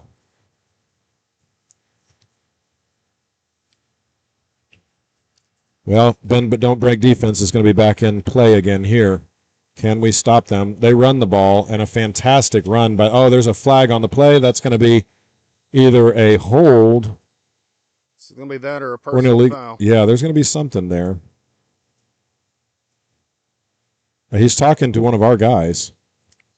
I think this is going to be against us, I Rob. hope not. He was having a conversation. The head ref was having a pretty strong conversation. That's a hold on the offense. Never mind. This ball is coming back. Yeah, Take 6 points off the board. Luke's been pretty frustrated all night. I think he knows he's getting held. Yeah. Yeah. He's demonstrating right now with a couple of his teammates. I think he's unhappy, and I don't blame him, because those guys have had a hold of our guys all evening long. All right, that backs them up and puts them first down from the 22-yard line. That's a 10-yard penalty. That's a pretty significant holding penalty. They've been able to. They need to watch 17 here. Well, they've been able to overcome penalties all night long. Can they do it again? Haddon with the tackle behind the line. That's another tackle for a loss for Haddon. He takes him down on the 23-yard line. That's a loss of 1. That's going to put him at second down, 21 yards to go. The ball's going to be on the 23-yard line. For those who are trying to keep track at home, 8 minutes and 19 seconds on the clock, and it is continuing to count down.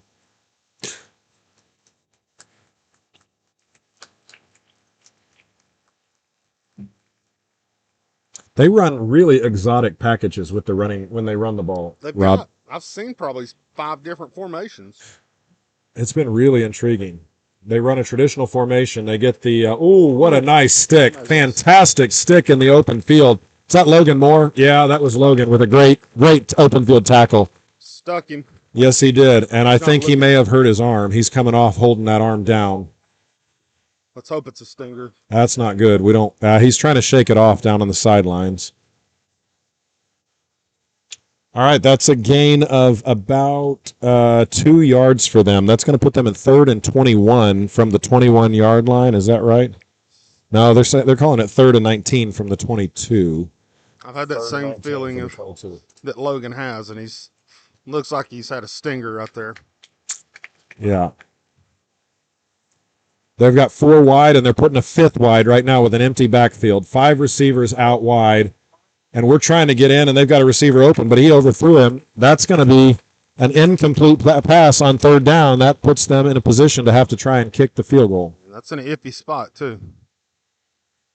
Yeah, it is. 19-29. That's a 36-yard field goal attempt if they go ahead and attempt the field goal. But the quarterback is out there. He must be their place kicker also, Rob. He's probably the holder. Oh, no, he's the holder. Sorry. Okay, yeah, I saw the other guy dropping the chip down. Okay. From watching their kickoffs, I mean, I haven't seen just nothing big with as far as the legs concerned. Strength. We went after it. I don't think. And that's good. That's wrong. 3 points. I thought that was not good. Shows what I know. Fortunately, we couldn't see it that well from our position. That makes it 25-10 Rockmart. 7 minutes and 10 seconds to play in the 3rd quarter. Our Tigers are in desperate need of some offense. We've got to find a way to get points on the board. Austin Crisp is still very visibly upset. Yes. Giving the referee an earful down on the 30-yard line right now. I didn't see what happened that made him that upset, but he is clearly convinced that it turned in Rockmart's favor somehow. Yeah, he's about 9 out of 10 right now. He is about 9 out of 10 right now. When you can see somebody's face getting red from about 60, 70 yards, you know. That's the truth. I'll tell you, that's one of the things I really enjoy about Coach is the passion he brings to the game. I like the fact that he is, frankly, I think the players feed off the fact that he is so energized in the game, and they know he's got their back. Yeah, his style and Coach Walker's are very similar. Yeah, that's exactly right. Yeah, with Coach Walker talking about the baseball coach. Coach Walker gets pretty fired up as well. Both of our sons played football and baseball. I do too. I'm a fan. Rockmart back for the kickoff. They've not been able to kick deep yet tonight. It looks like Bo Green and Haddon Freeze are back deep to receive this one. And they kick towards Bo Green. That ball is... Apparently, they've just been pooching on it. Going to be returned from the 5-yard line. Bo with a nice return gets it down to the 27, maybe 28-yard line. The Ringgold Tigers are going to take over at their own 28-yard line, 1st and 10. In desperate, as I said a second ago, in desperate need of the offense doing something.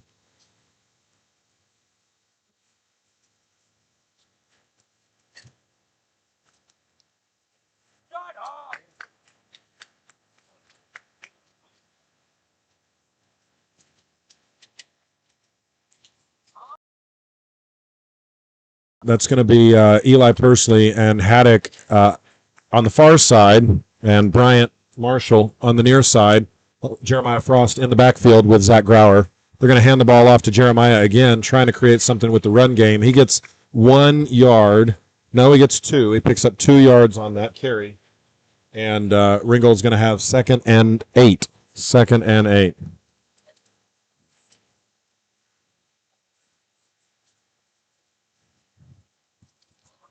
Same formation again. Haddock and Pursley up top. Though Haddock is coming in to play in the slot this time, so it is the same formation. It's a different formation. Going out again with the quick pass out into the flat to Bryant Marshall. He tries to get separation, but he is double covered. And they bring him down on the 40. Let's see where they spot it. Looks like the 40. Well, right on the. No, I'm sorry, on the 35-yard line. I thought they were going to spot that 36, 37. But that's going to put us at third down and 4 to go on our own 35-yard line. The announcer actually said something just then, I heard. I think that was our own announcers. Oh. I think that's our band's announcer. Oh, well. We were just noticing that Rockmart does not have an announcer. There's no PA announcer, no stadium announcer that we can hear at this game. Very lackadaisical in here. Yes. Fake the sweep, hand off to Jeremiah. He comes close to the first down, but he's going to be a yard short, I'm afraid. No, they're going to give him the first down. They called the first down. All right, there we go. So first down for Ringold. That's going to be 1st and 10, ball on the 39-yard line. Got a little something going here.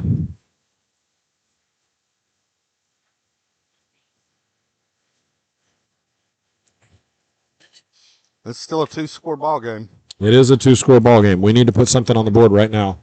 Jeremiah again with the carry, goes straight up the middle. Nice run for Jeremiah. Yeah, he hit the hole hard. Yeah, he hit it really hard. Almost a first down. That's 9 yards on first down.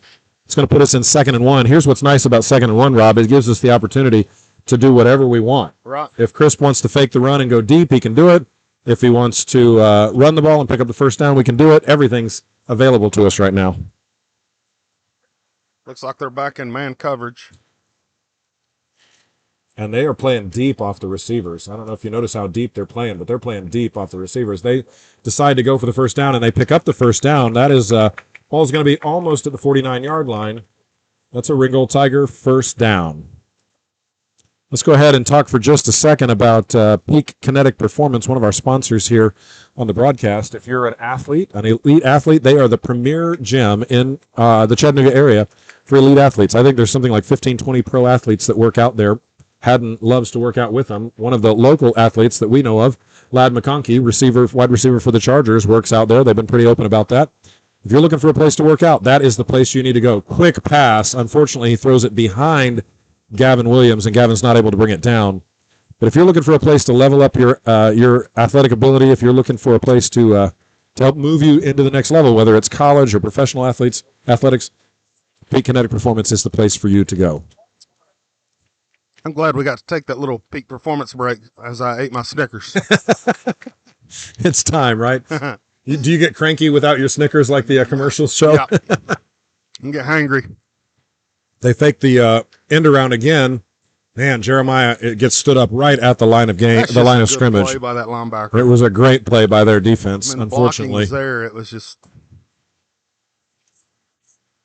For those who are paying attention at home, 4 minutes exactly on the clock, and the clock is counting down. 4 minutes exactly, and the clock is counting down. Just a reminder, if you weren't here at the beginning of the game, Rockmart is sitting on a 59 consecutive region winning streak.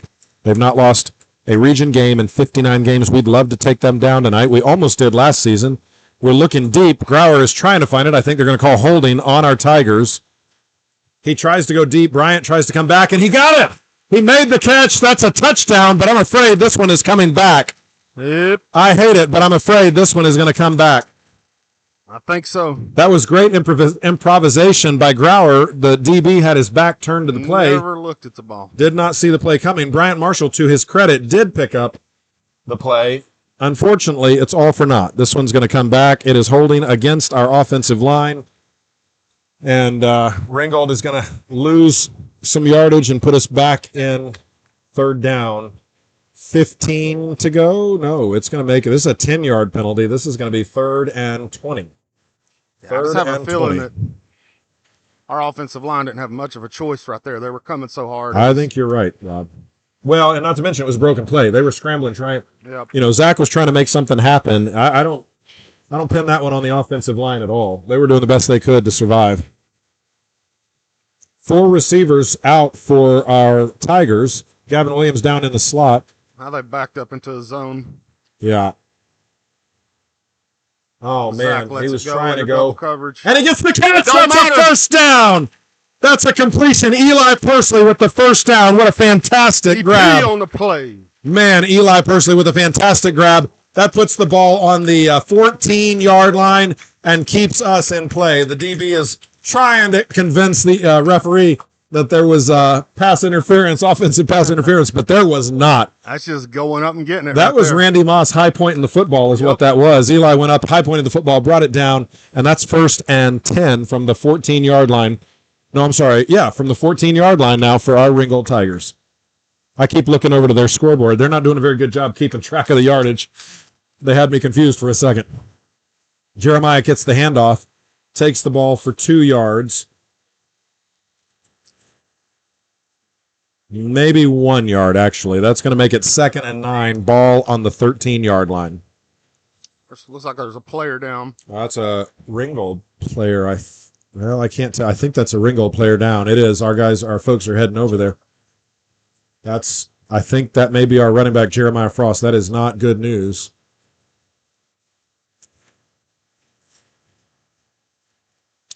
We're going to take a quick break while they handle Jeremiah. We'll be back in just a minute.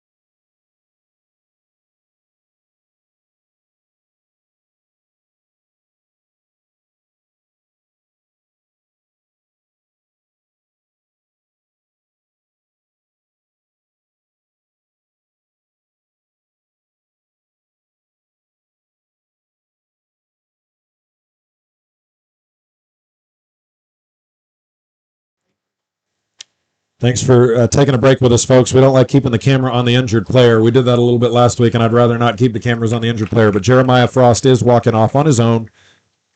He's walking gingerly and slowly. We'll see what the word is in just a minute. But that's a tough loss for us.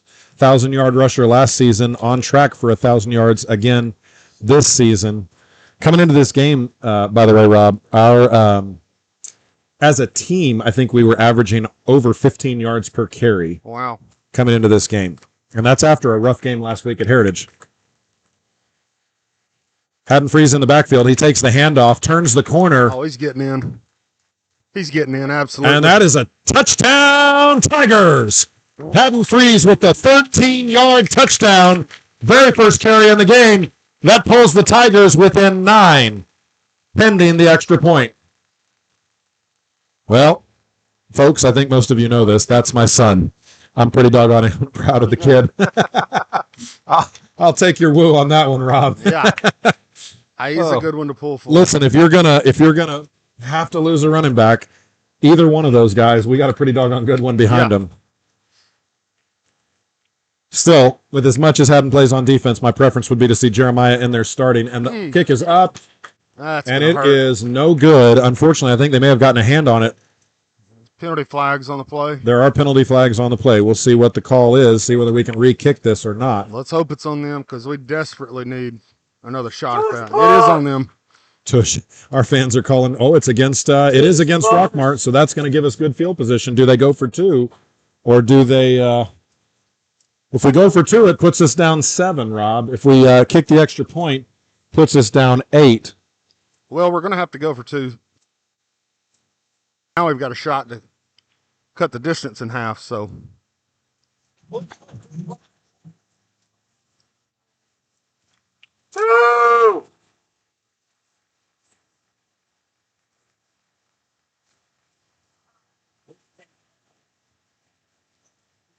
Ringold's got Bishop out. Attempt the PAT.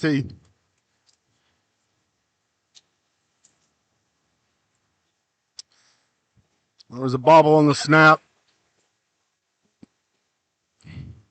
And it was blocked by Rockmart. Yellow Jackets, 25. Tigers, 16.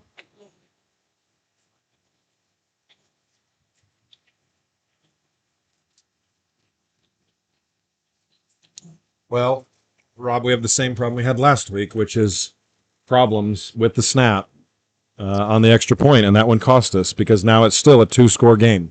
Yeah, it looked like. I don't know. This time it may not have been so much as the snap as maybe the hold. Well, I didn't get as good a view of it as you did. I was, my daughter was persistently calling and jump out and take care of her real quick. It's just a little hesitation there on getting the ball down. Yeah, that's painful though. That had an opportunity to bring us within 1 score, and we're still now a 2-score game. 2 minutes and 32 seconds left on the clock in the third quarter. There's still plenty of time. We can make this happen. We do need to try and stop them or turn the ball over, one or the other. And we've done well with the turnovers tonight. Well, we have 2 turnovers, I think, so far, plus the fumble that they recovered themselves. So that's actually 3 forced turnover. Well, 3 forced turnover-type plays. Sam Bishop back to kick, and he fakes, pooches it, trying to get the the ball's out. Oh, my gosh, that's the kind of play that we've got to... Ringold gets the ball. That's a Ringgold first down. First down, Tigers. What a fantastic special teams play to come back and get that ball back. This is exactly what we were saying, Rob. Yeah, you couldn't have Bishop go down there and sit the ball in a more perfect spot. Oh, it was they completely caught them by surprise. They were on the ball first. Unfortunately, as often happens in a scenario like this, when he dove on the ball squirted out, and our guys were there quickly to get a hold of that ball. That thing's not round. It'll do what you think it's going to do. No, that's exactly right. Man, what a fantastic performance by our special teams after that difficult failed extra point. Once again, coming out with a 4-receiver set, 2 on the far side, 2 on the near side. Haddon Freeze still in the backfield, which makes me think that Jeremiah, in fact, I'm looking at Jeremiah on the trainer's table with his jersey off. I don't know if that means he's out for the rest of the game or if they're going to try and get him back in. Haddon takes the handoff, and he is continuing to push the ball down the field. They cannot bring him down. Oh, my word. Look at this. It takes the entire team to bring him down. He's down to the 14-yard line. That is a 20-yard carry for Haddon Freeze. First down, Tigers. That's 20 yards with, I don't know, 17 of them with somebody on his back. I mean, he had the entire Rockmart football team on his back. I can promise you I'll be sending that video out this week for recruiters to pay attention to. And take notice. The kid squats 600 pounds. Wow. He benches 350 and squats 600. Ooh. They tried to bring in another running back and Haddon refused. Haddon said, get back over on the other sideline. I'm good. I'm okay. Calling for Haddon the ball. Freeze again, and that's a He's touchdown, Tigers. Touchdown, Tigers. 14 yards to the house. Looks like the game's changing down here in Rockmart. Pressure's on the other side. Yep, that's going to put us within 3 pending the extra point. Now, extra point puts us to where a field goal can give us the lead. Well, I'll tell you, Rob, they're doing exactly what we said they're going to have to do if we're going to pull off the win. And I'll tell you, Rockmart started the half so strongly. I didn't know that we were going to be able to come back and do this, but these guys, again, have grit. They're not going to try and kick the extra point. They are going for 2. You're down by 3 as it stands right now. Yeah, but I think they're going to struggle to trust in the long snapper. They're running Grauer. It's the first time they've showed that tonight. He's in. That's 2 points for Ringold. It's a 1-point game. Hey, let's go. Come on, Tigers.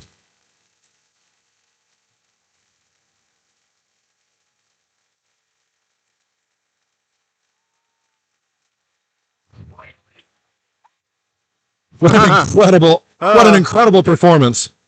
Hadn't had the best game of his entire career last week, Rob. Well, I don't know. He's had 2 pretty good carries. 2 touchdowns, 3 tackles for loss tonight. He's having another fantastic game. And this crowd has gotten into it. We were quiet, but they're back. We got the next mayor of Ringgold, Adam Worthing, cheering us on. Yes, sir. He is. He's getting them fired up. Uh,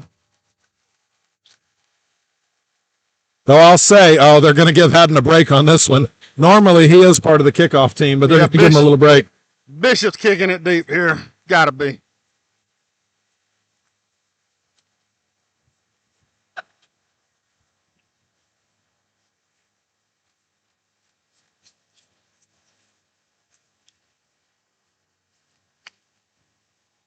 Sam Bishop back to kick it off. I have a feeling this ball's going deep, Rob.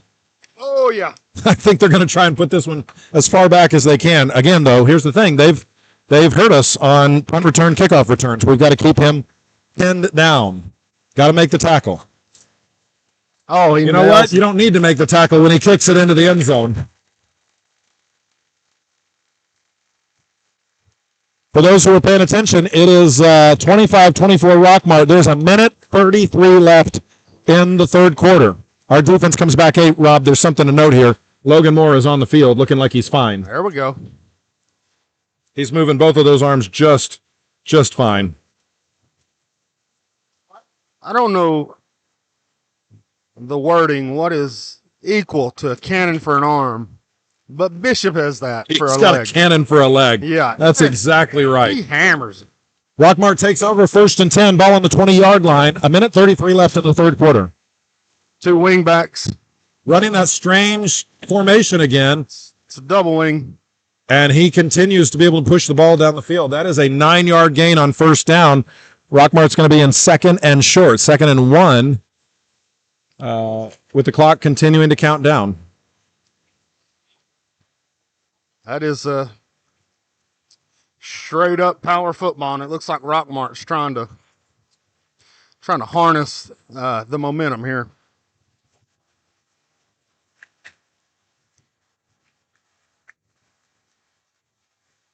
Power I formation.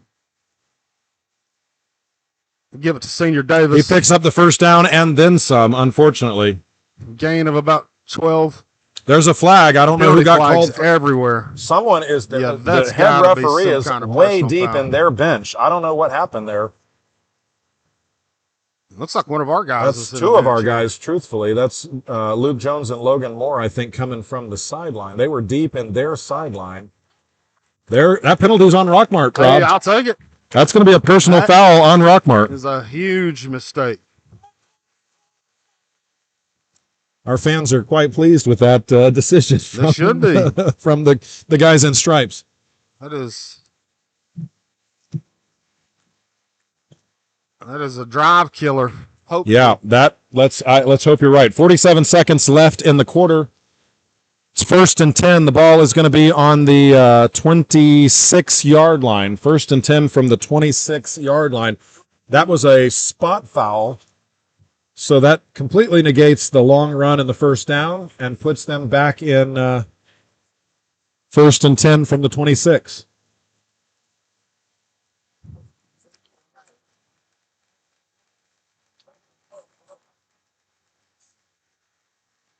Handoff to the running back. And Daryl Moore with the fantastic tackle. Daryl takes him down. He gets a gain of 5. Oh, we got some more action going on. Yeah, our guys are. It's getting chippy. Yeah, it's getting really chippy, and their fans are trying to. Oh, our guys are trying to provoke their fans. I'm afraid, Rob. I love it. Bring the heat. Just don't get the penalty. All right, that puts them in 2nd and 4, 2nd and 5. The ball is on the 31-yard line. Double wing formation. 2nd and 5. They're going to run Naked the bootleg. quarterback. When they put him down, that is the end of the third quarter. It's going to be first down Rockmart from the 43-yard line. That's the end of the third quarter. Your score, Rockmart 25, Ringold 24. Life in the Ringgold Tigers. We're going to try and close this out in the fourth quarter. We'll be back in just a moment.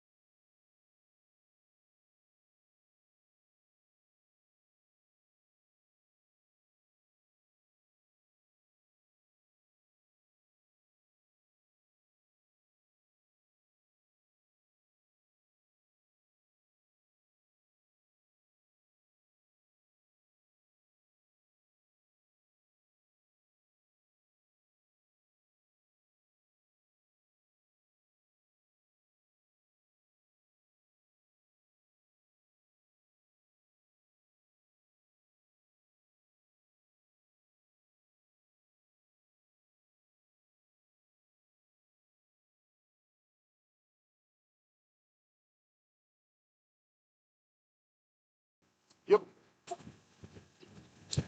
We're back as the fourth quarter. The final quarter gets ready to get underway. As a reminder, the Rockmart Yellow Jackets are currently sitting on a 59-game region winning streak. They have not lost a region game in 59 games. Ringold, as they did last season, is trying to knock off the Yellow Jackets. I'm afraid they might have gotten us. Offsides. I think Haddon may have come across the line a little bit too quick. Yeah, that's offsides on our Tigers. That's going to give them 5 yards and put them in 1st and 5. 1st and 5 from the 48-yard line. But we'll see what this young Yellow Jacket team's got.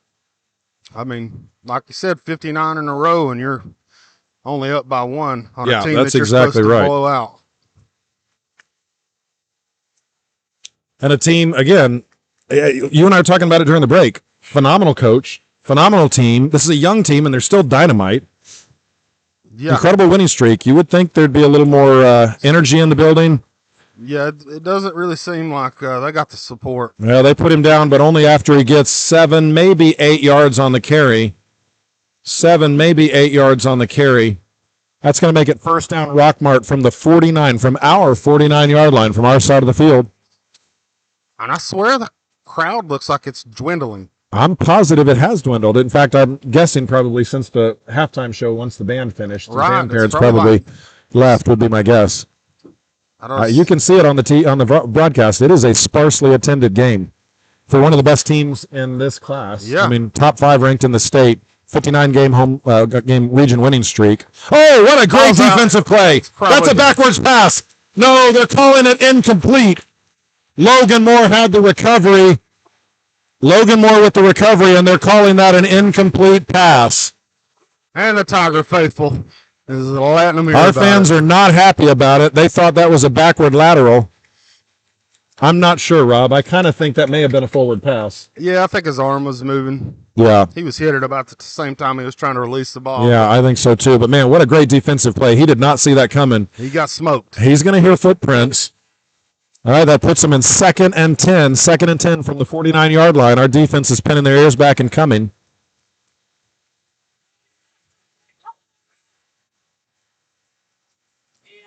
Rockmart takes the, again, that exotic formation. They're calling a timeout for Rockmart. They're rattled a little bit, Rob.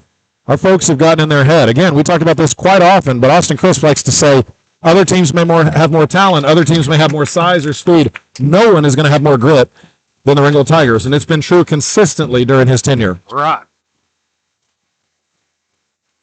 Man. And I'll take that 7 days a week. I will too. I'll take our guys' heart Yep. against any team in the state. And Georgia football, let's talk about this for a second. Georgia football is incredible.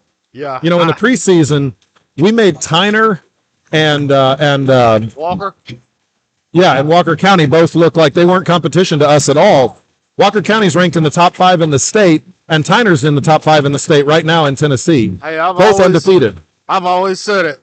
If you want a true measure on how good your football team is, when you think you got something, go get on I-75 South and you'll find out. That's exactly right. I don't know if you saw this, but I think Creekside here in Georgia played DeSoto, one of the top 10 teams in the nation, out of Texas a week or two ago, and beat them by like 50 points. Yeah. Just a dominant performance. Georgia football is next-level football. All right, just as a reminder, it is 25-24, 11-21 on the clock in the fourth quarter, and I'll update the score bug so it reflects the fourth quarter. Still rolling in that double wing. 2nd down, 10 to go. Oh, they got us to jump. Dadgummit. You cannot have those penalties when we kill ourselves.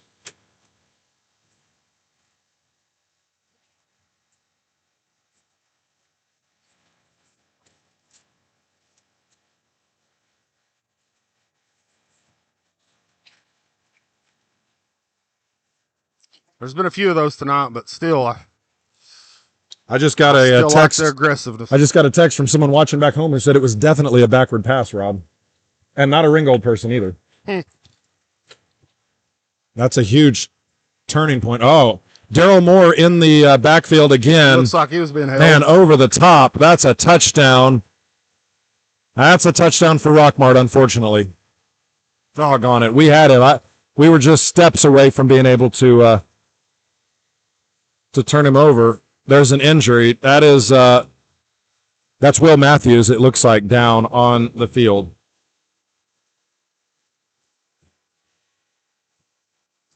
We're going to go again to a break while they deal with the injured player.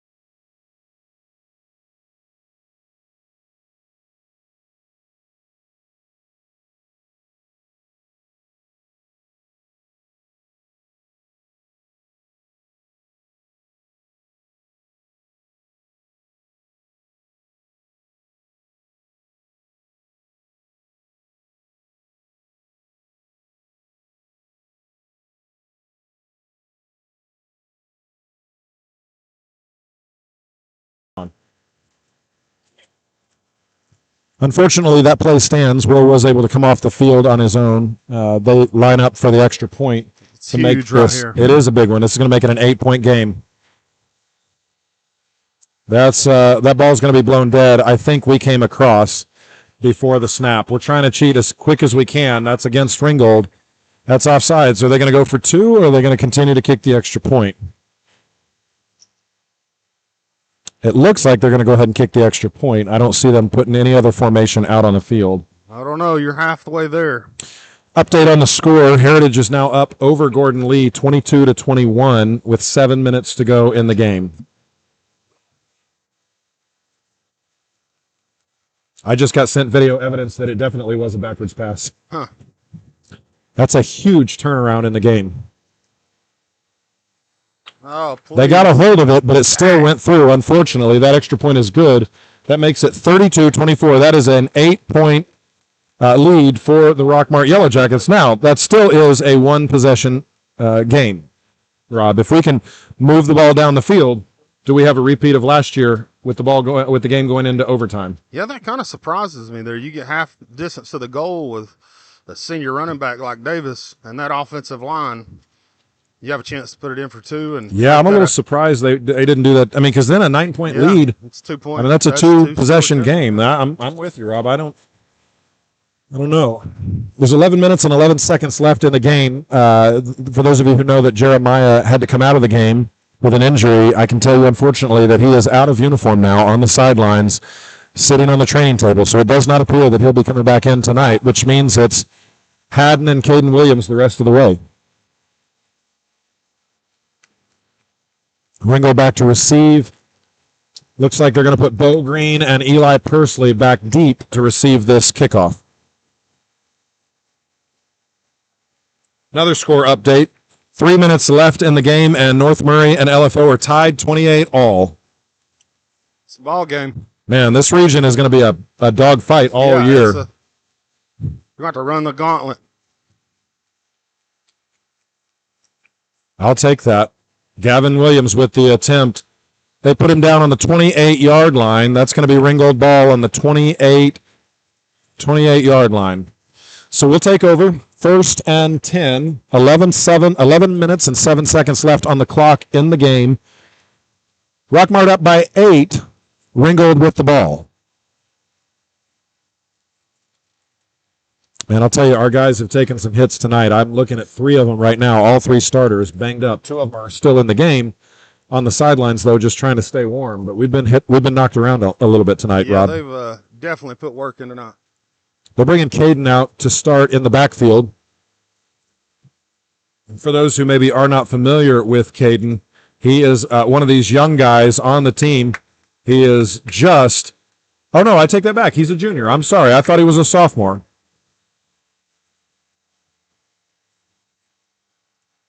What's the penalty? False start against our guys, unfortunately. Right man that got paid off for the game. Had him for mayor. I'm with you, Rob, 100%. All right, that puts the ball. You know, I had told you wrong earlier. I said the ball was on the 28. It wasn't. It was on the 33. Now the ball's on the 28-yard line.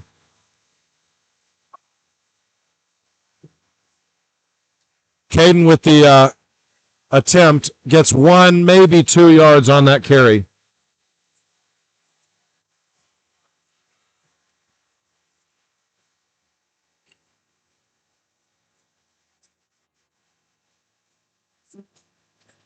I'm guessing they just gave Haddon a little breather. I'm guessing they just gave him a quick breather since he's been playing both ways. He's back in at running back, and he has been dominant since he came in. 10-plus yards a carry every time he's touching the ball.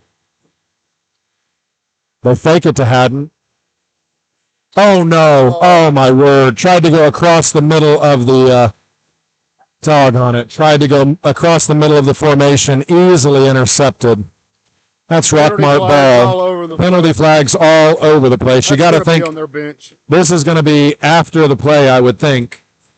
The personal foul type. I could be wrong. It's probably because they've got their coaching staff of 22 out on the field. Let's see what the penalty is. It's hard for us to see what the penalty is, but we're going to do our best. His back will be turned to us when he makes the call. He's looking at our coaches as if it's against Rockmart. All right, personal foul against Rockmart. That's a personal foul against the Yellow Jackets. They maintain possession, but they do lose 15 yards on the play. It's going to back them up to the, let's see, the 37-yard line. Yeah. It's going to put the ball at the 37-yard line. 1st and 10, Rockmart. They maintain possession. Still in good field position. 10:23 left in the game. We've got to have a stop here, Rob. Yeah. I don't know any way around it. Ferry to come see us. Yes, we do. Man, they pushed our guys off the line on that one. Davis. They pushed our guys off the line. Penalty flags. There's another penalty flag. It's going to bring that one back, I think.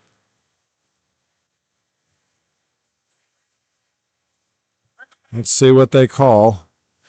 Waiting on the call, but I think, yeah, they're marching this one off. That's against Rockmart once again.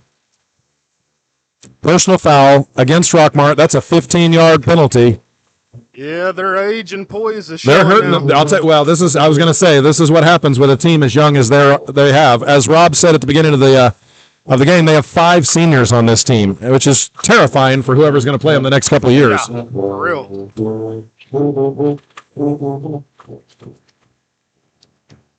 Rob, I got to go back to that when they blew the backwards pass dead against Ringold and then went down and scored. That's a huge turning point in the game. That's a 14-point swing.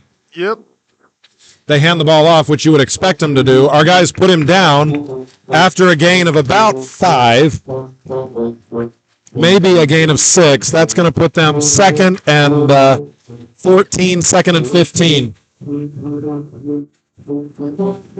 I've always been told that there's 3 plays that can change the outcome of any game. So far, Rob, I couldn't hear a word you said, but I'm going to assume it was great. yeah, it's pretty good. We need a Ric Flair woo here in just a minute is what we need. One bad. Our guys are pinning their ears back. Look like they're coming. I formation. They're doing that Quick pass out hitter. in the flat again. Logan Moore with a nice stick. That puts them into medium yard territory on 3rd down. That's going to put them in 3rd and 8. Maybe 3rd and 7, actually. Let's call it 3rd and 7. 9 minutes and 8 seconds to go in the game. Rob, I would assume this is 4-down territory with where the ball is placed. Yeah, it's really outside of the field goal range, really. Yeah, I don't think their guys got it legged this big. So 3rd They and hand the 6. ball off, Davis, he's hitting it hard, too. and he gets the 1st down. Unfortunately, he's able to pick up the 1st down and keep the clock rolling, which is not doing us any favors at all. 8:41 and counting on the clock. They stop the clock temporarily to move the sticks. Well, it's going to be 1st and 10. Rockmart's going to have the ball on the 23-yard line.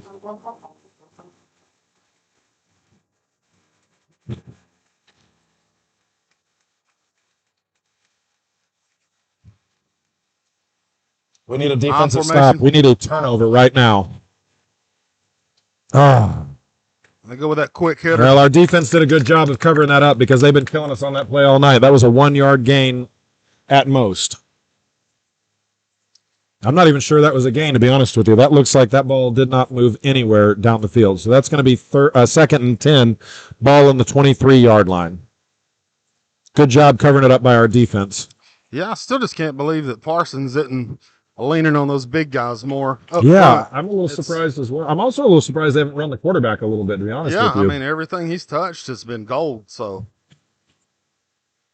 They've got that big back, number 21, in the backfield. And he runs downhill. Well, no, they've got 2 backs in the backfield. Sorry, they're under center. But there's Luke Jones. We had him. There we go. Good stop. That's going to be a gain of 2. No, that's a gain of 3. That's going to make it 3rd and 7, ball on the 20-yard line. 3rd and 7, ball on the 20-yard line. Bringing in some fresh guys here. Yeah, they've been rotating guys out almost every play. Gave them a quick break. Bring in some fresh blood. I'd say they're pretty close to their field goal range right now. Yeah, that's true.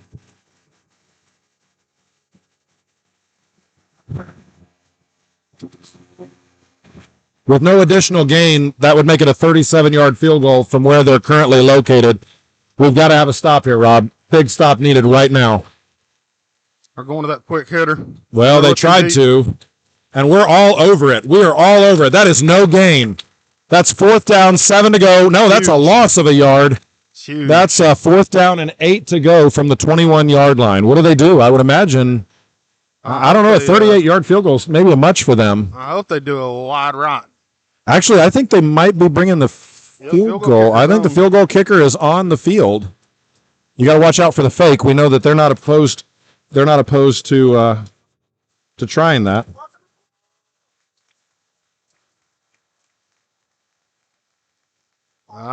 No, they're not kicking it. They are not kicking.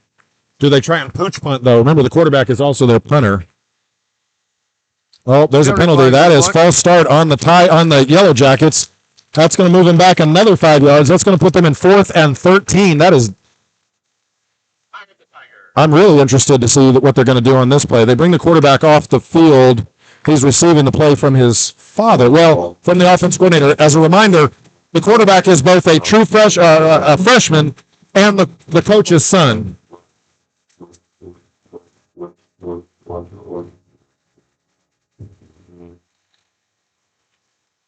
Fourth and 13. The ball is on the 26-yard line. There's 5 minutes and 44 seconds and counting on the clock. We need a stop right now. Daryl Moore. And the ball's incomplete. That is a turnover on downs. That's a turnover, Rob. We'll take the ball back. 5 minutes and 35 seconds on the clock. Ringold needs an enormous drive to tie this game up.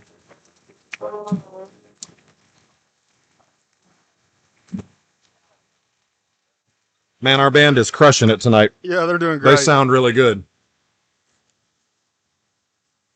If you ever get a chance to watch some Ringgold football, watch that linebacker number 35. Yes. I don't think I've seen a kid with as much heart and absolutely takes it personal. Which I love that too. Yeah, everything. He goes after it. Here we go. Ball is on the 26-yard line. That leaves us 74 yards to go. Slants there. Hand off the ball to Haddon Freeze. He carries it for 2 yards. That's going to put us in 2nd and 8. 2nd and 8. 5 minutes and 20 seconds left in the game, and it is continuing to count down. The beautiful thing is we can take our time here, Rob. Yep. We've got plenty of time to move the ball down the field. It's hard not to notice old Big Rig Slade Swaney he's giving it his all tonight. Yes, he is. A little bit slow to get up. But he is taking them on tonight. It's a boxing match this evening.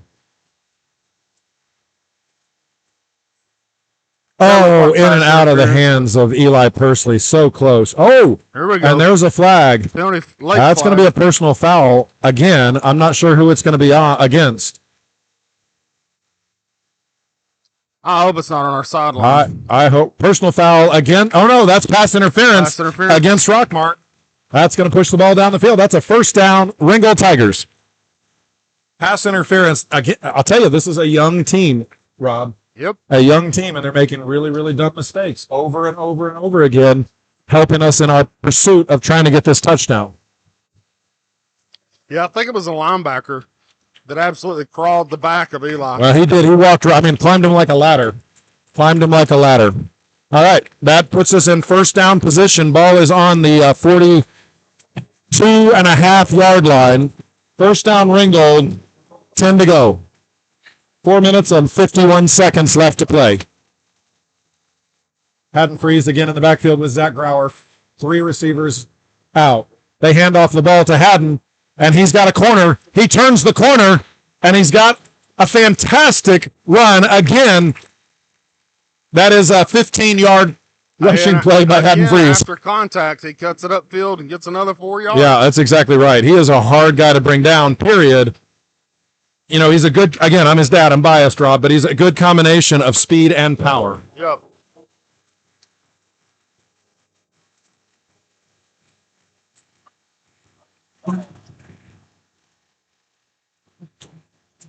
There's a lot of heavy breathing on both sides of the ball here. Austin Chris calling the play into the offense. 4 receivers out now. They fake the ball to Haddon and run the ball to Grauer. He turns upfield. Look at this play. He's got lots of room to run. He finds the corner, and he's down on the 25-yard line. That's another Ringgold Tiger first down. I love it. Rob, get that woo warmed up. I'm getting ready. They're going to bring that ball on the. They're going to put that ball on the 26. That is a great run by Zach Grauer. You know what happened there too? They're having to bite up against the rush up the middle, right, and it gave Zach an opportunity to tuck the ball and run.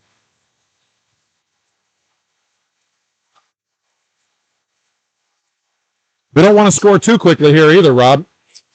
Yeah, you'd think best case scenario though we could tie it up here. That's we want to tie it up and we want to burn the clock if at all possible. That's a timeout, Ringgold.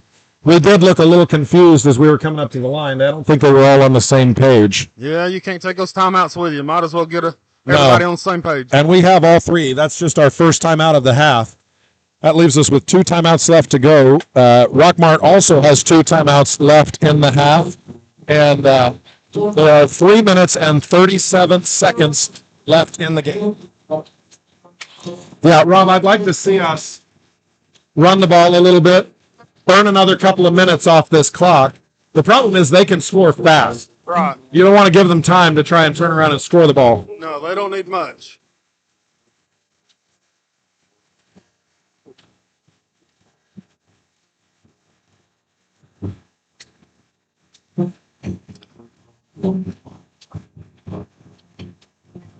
Hey, but I'm telling everybody, regardless of the outcome of this one, these Tigers have played hard tonight.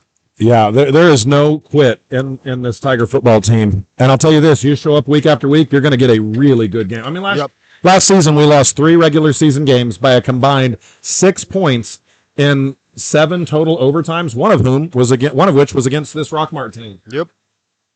And if we can put a touchdown up on the board and convert a 2-point conversion, we could be heading back to overtime again. We got trips left, freezing the back. They hand off the ball to Haddon.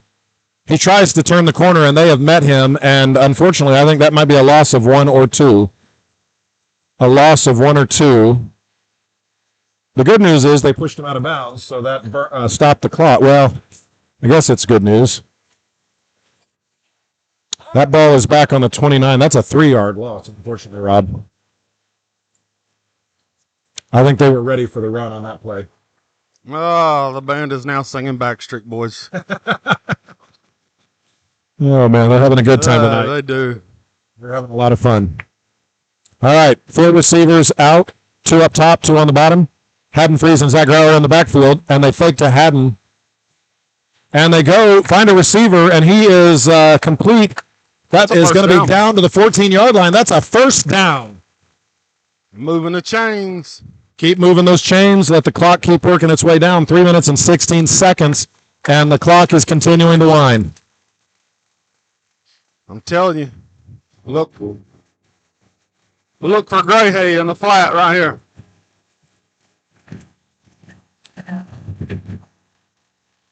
Uh-oh, there's something. The head ref was gesticulating wildly. He was not happy about something. Rob, when the band cranks up, I just have to take for granted that what you're saying is awesome because I can't hear you, man. It pretty much is. Haddon Freeze with the carry. He goes to find the outside, and he does. Puts his head down and picks up. Let's see, what is that? Gosh, I can't. That's a good 6 yards on that carry. 6 yards, yeah, because the ball was on the 16-yard line. That's going to be 2nd and 4, ball on the 10. 2nd and 4, ball on the 10-yard line, 2 minutes and 42 seconds, and continuing to count down.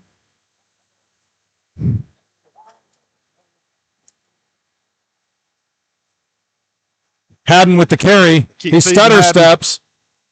He picks up another 4 yards, 3 or 4 yards. That's a first down for the Tigers.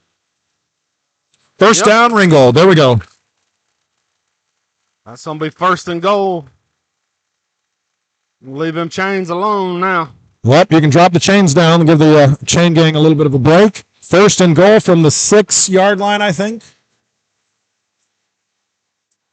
Yeah, ball's on the 6-yard line. 6 yards to go. Now, what do we do here? Because the problem is they know that they can key in on the run. We've got 3 receivers on the I like that little Ringgold or Grower. I do too. I like it a lot. And that far side is wide open. They give the ball to Haddon Freeze. He takes it up the middle. And he is in for the touchdown. Yes, sir. That's 6 points for Haddon Freeze. Third touchdown of the night. Third touchdown of the half for Haddon Freeze. Folks, it's a 2-point game. This ball game is now a 2-point game. There's a stoppage on the field. Timeout, Ringold.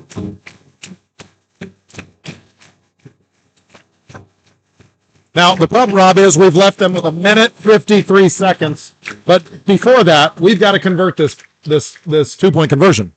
Trying to use my telepathy. I need a straight line. Well, Coach Chris, let's run the Tebow jump pass. I'm putting it in right now. Here's the other thing. We just used our second timeout.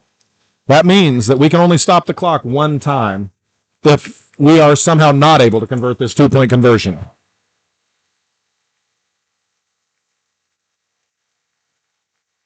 But the ball is going to be on the 3-yard line, and it's going to be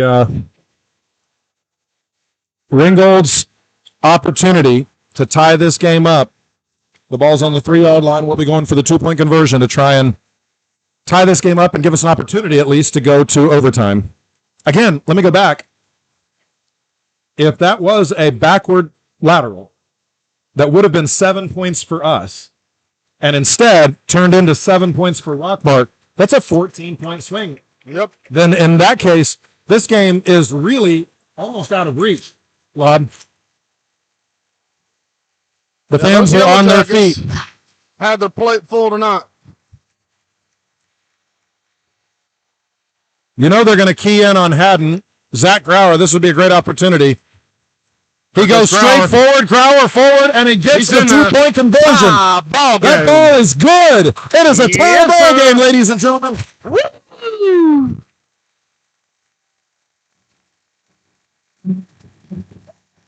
Hey, let's go. Tie ball game in the fourth quarter. There's 1:38 seconds left on the clock.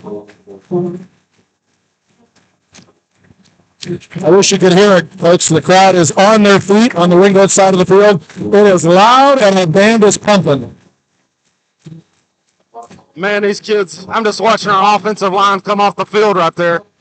These kids have given it everything plus some. You're 100% accurate, Rob. You know, one of the things that is it's just true, the skill position players get the credit. But it's those guys in the trenches who are making it possible against a bigger and faster Rockmart team, yes, both on the defensive and offensive side of the ball.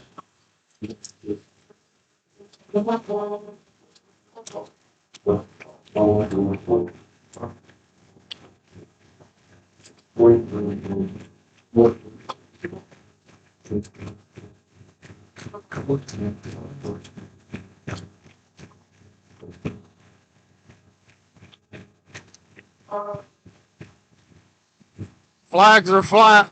Bishop's set to kick this one. I'm guessing- assuming that he's trying to pound this I'm one through guessing the back. Bishop's going to put this one in. The wind has completely died down. There's not a breeze at all right now in the stadium. And he does. He puts this one deep, He's gonna and he try tries bring to it turn it out. He pulls He's up. walking. There we go. And we gang tackle him on the 22-yard line. We bring him down on the 22-yard line. A host of Tigers brings him down on the 22-yard line. Rockmart takes over, 1st and 10. Ball on the 22-yard line. 1 minute and 37 seconds for them to go the length of the field. Looks like he's got cramps. Wondering why it looked like he was just trying to walk the ball out of there pretty much.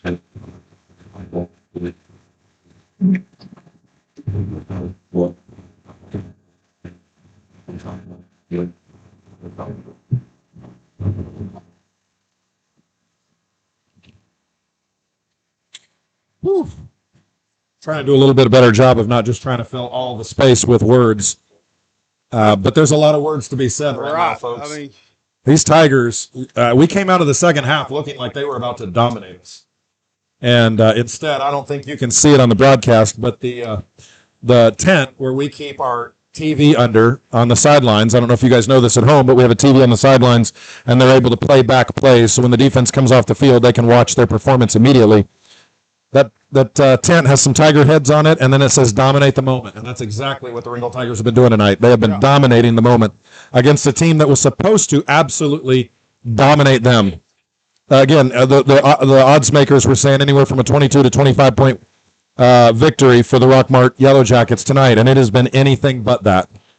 yeah, that's what you get for looking at the numbers. That's exactly right. And I'll tell you, this is, again, what happens with Ringold. We like the underdog role. Give it to us. We'll take it. Glad to see the young man on the Rockmart side of the field walking off on his own ability, though he does look like he's limping a little bit. All right, defense. It's time for our defense to do what they've done all season, and a turnover right here would be incredible. And You got to think they're going to try and put the ball in the air. I think that's Green, who was just down. All right. He's playing both sides of the ball. He's their go-to Let me receiver give you a and final defensive score, back. Rob. North Murray defeats LFO 31-28. 31-28. I tell you, man, LFO is getting better and better each year. Yep. At some point, they're going to get over the hump.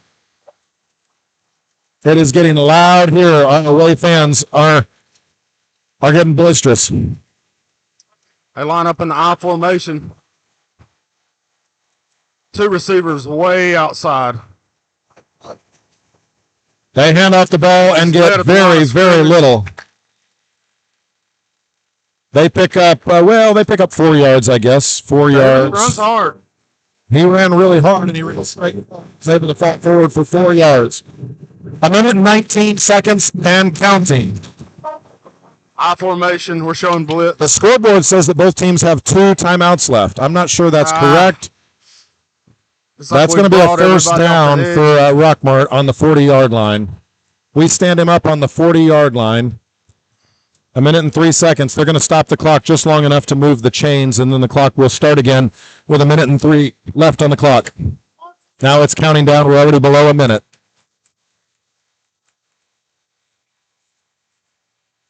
There we go. They're He in a big gets hurry. 2, maybe, well, gosh, they're going to give him 5 yards on that carry. That offensive line is getting some incredible push off the ball.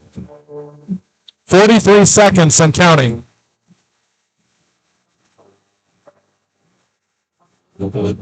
Fantastic play by our defense. Great play by our defense. That's going to put them in third and 1, 3rd and 2. I think 3rd and 1. 3rd and 1, ball's on the 49-yard line. You got to think if they don't convert this, you got to punt it. You got they're going to punt the ball. We need it. This is third down, money down if I've ever seen it. We got Logan Moore out there motioning for everybody to get up.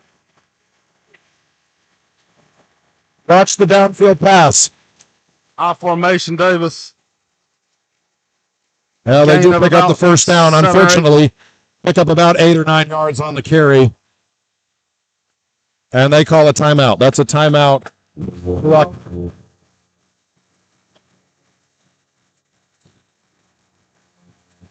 Unfortunately, all we need is 1 point to win. So a field goal does secure the victory for them. A field goal would secure the victory for them, but we're quite a ways from field goal territory for their kicker. The ball is going to be, when they snap the ball is going to be on the 42-yard line. 1st and 10, ball's on the 42-yard line with 27 seconds. When they snap the ball, 27 seconds left on the clock.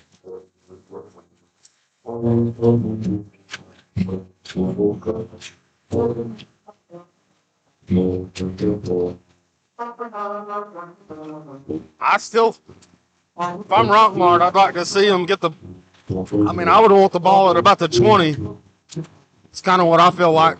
Yeah, I think you're right. Kicker. I've got to think that at some point they're going to have to go to the air. There's just not enough time left on the clock. And they're down to 1 timeout left. 27 seconds left on the clock. 27 seconds left as they prepare to snap the ball. Got 2 receivers to the left and the right. And here they go, going to try and pass the ball. They've got a receiver open on the sidelines, but he drops the ball. It's 2nd down, 22 seconds. That took 5 seconds off the clock. 2nd and 10, the ball's on the 42-yard line.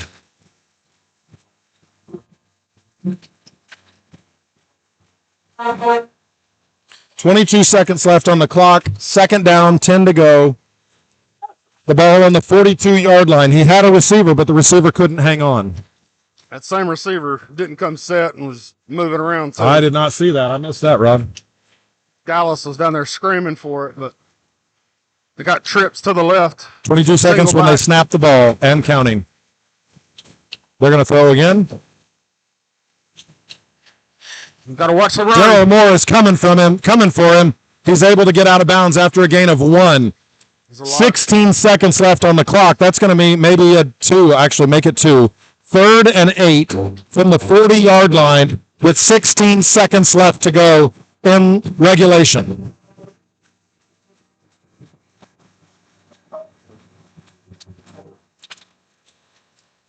Man, I'll tell you, Daryl Moore was humming. He was coming hard on that one. He's got an engine. He does have a motor. Ball on the 40-yard line. 16 seconds to go. They're going downfield again. Daryl Moore is coming. They've got a receiver open, but Haddon Freeze and, oh no. We let him get loose. He continues down the sideline. He picks up the 1st down, but there is 6 seconds left on the clock. 6 seconds left on the clock, and they called a timeout. They called a timeout. This will probably, you would think, this is going to be the final play of the half, the final play of regulation, Rob. The ball is on the 29-yard line. I think that's too far for them to attempt a field goal. That's a 39. That's a 46-yard field goal. They don't have a guy with that leg. So I would imagine you're going to have one play to try and take this game in regulation. Otherwise, we're looking at overtime.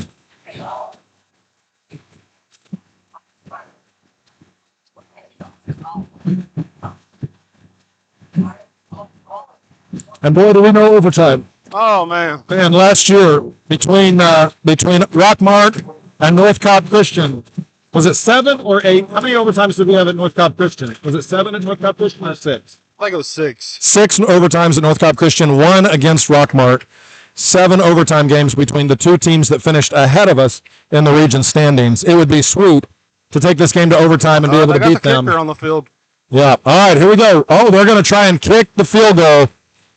This is a 46-yard field goal for the game. And Ringold calls the timeout. Ringold calls the timeout. If I'm correct, even though the scoreboard says that there's 1 timeout left for Ringold, I think that's the final timeout for either team. I don't know. The scoreboard operator says there's 1 timeout left, but I thought that we had called one already. I could be wrong.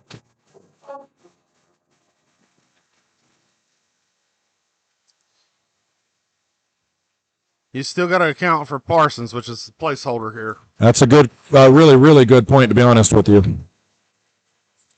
I heard some fans in front of us say a block and a run back would be perfect icing on the cake. Yeah. I'd be good with that, Rob.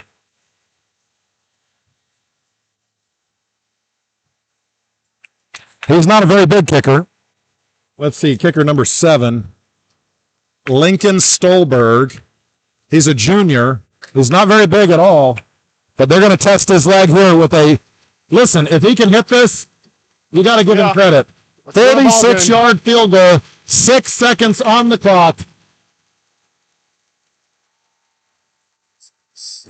Gets it away. He's got plenty of leg. It is no good. No good. The clock sits at 0, and we're going to overtime.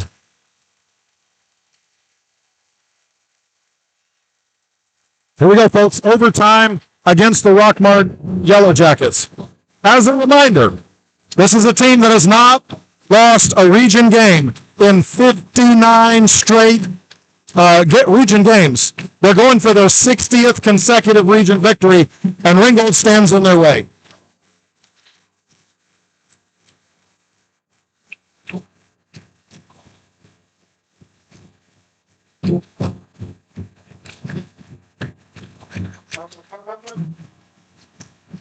You got to think, Rob, on the one hand, their guys are young and maybe a little impervious to the moment. I don't know. But you got to think that momentum is on the side of Ringold right now. Yeah, you would think so. You would think that the Ringold Tigers have got a little more energy at this point. I know we're definitely winning the bleacher battle. We are winning the bleacher. I haven't seen their fans stand all game.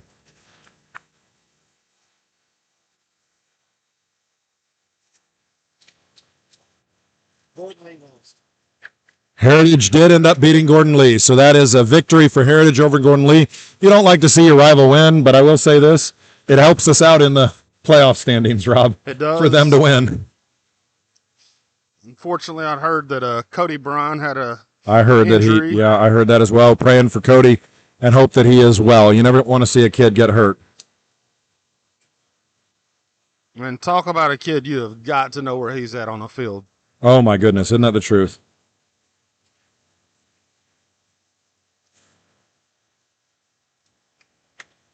This is consecutive years with overtime games between Ringgold and Rockmart.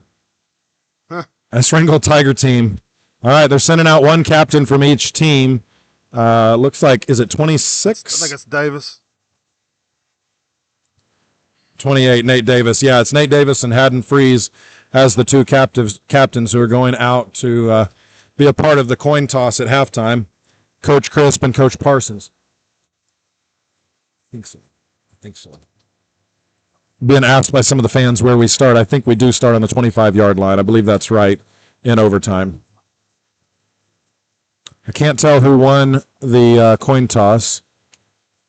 All right, it looks like we're choosing which way we're going, so I think they must have won the coin toss, Rob. I don't know. There's a lot of hand signals. There are a lot of hand signals going on down there. We'll see which team gets the ball first. As a reminder, in overtime, each team is going to have the opportunity to possess the ball. I think that's true for the first 2 overtimes.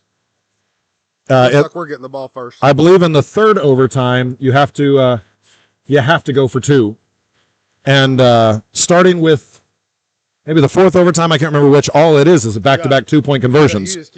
We learned that last year after 6 overtimes against North Cobb Christian. So it looks like Ringgold is going to get the ball first. And they're taking the ball to our left. If you're watching, it's going to be down on the left side of the screen. The horn just sounded, which means it's time for us to play some football. He's still a little salty about overtime experience at North Cobb Christian. Oh, a little salty, and not just... Probably just the officiating. Our fans are... Well, and did you notice this year, Rob, that even though it's not the last game of the season, we've named that game Senior Night? Yeah. That's coming up in like 2 or 3 weeks, and that's our senior night, and I think our guys are fired up and ready to take North Cobb Christian. Yeah. It helps us that North Cobb Christian's quarterback, who is currently the number 2 rated quarterback in the nation in the class of 27 and is committed to Notre Dame, transferred after last season, and so he's not there anymore. Teddy, I can't remember his last name. Teddy, I don't remember his last name, but he is number 2 ranked quarterback in the nation, transferred to North Cobb High, and committed to Notre Dame in the offseason. I'm okay with not having to face him again. Yeah, you'd think Teddy Gerard. I think it's Teddy Gerard is his name. It's kind of odd. Got it all going for you. Yeah, it is, but at the same time, I think North Cobb's a bigger school, plays against bigger competition. So it's not the 25-yard line, folks. The ball is on the 15-yard line.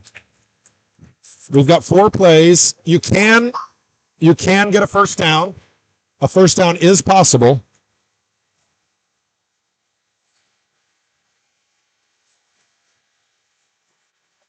They snap the ball, handoff to Haddon. He finds the outside again, and they push him out of bounds. Looks like Freeze picks up 2 or 3 on that. Look, 3. Yeah, picks up maybe 3, maybe 4 yards, actually. Oh, wait a minute. Sorry. I just got told that North Cobb Christian is next week. That's senior night next week. 0's on the scoreboard, on the clock, because it doesn't matter. They're going to hand the ball off to Haddon again. He dances up the middle. He fumbles the ball. He fumbles the ball, and I think Rockmart has it. Dadgummit. That is a tough blow. Haddon Freeze up the middle. He is still down. Haddon's still down on the field.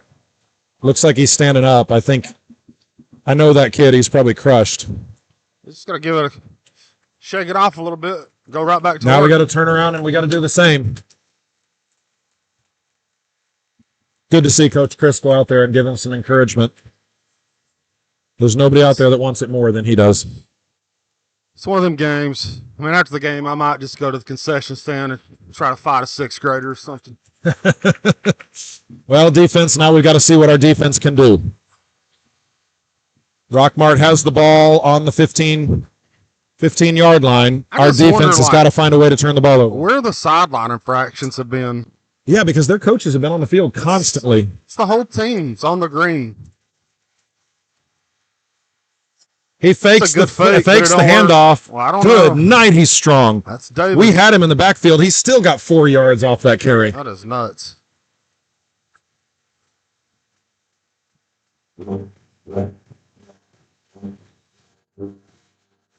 There's an injury timeout. That's an injured Ringgold Tiger on the field. That's a Ringgold Tiger down on the field. That's Allie or? And our band has done what the other band hasn't, and that is when there's an injured player on the field, you stop playing. It's just showman. It's sportsmanship. Appreciate our guys handling it well. We're going to switch away a little longer distance. We don't want to highlight the injured player on the field. I will tell you, though, that is Hunter Leonard. Yeah, that's Hunter Leonard down on the field, unfortunately. Boy, it is quiet in here, Rob. Really, really quiet. We're not going to go away this time because we don't want to miss any action here in the overtime. We're in an injury timeout right now for a Ringgold Tiger who's down on the field. Looks like he's just... something's going on with his leg. It's tough to lose an alignment at this point.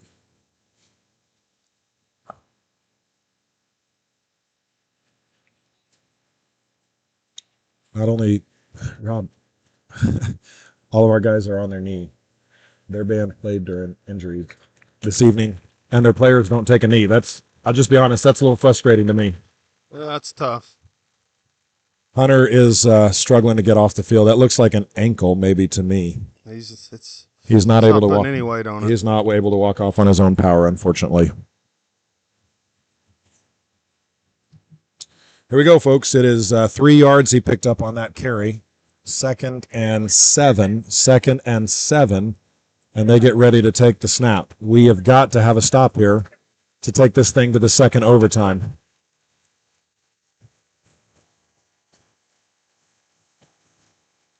There's no running backs in the backfield, but they run that strange set again. Nate Taylor with the ball, and Haddon and others are there to meet him, and he is going to lose.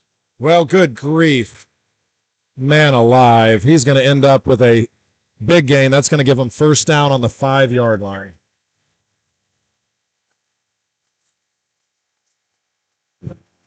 He was down behind the line and just powered that thing through. Yep, they gave him a first down. It's first and goal from the 5-yard line. Ringold folks, we need a miracle at this point. It's time for our defense to as you said a minute ago, Rob, we need the turnover fairy to make an appearance.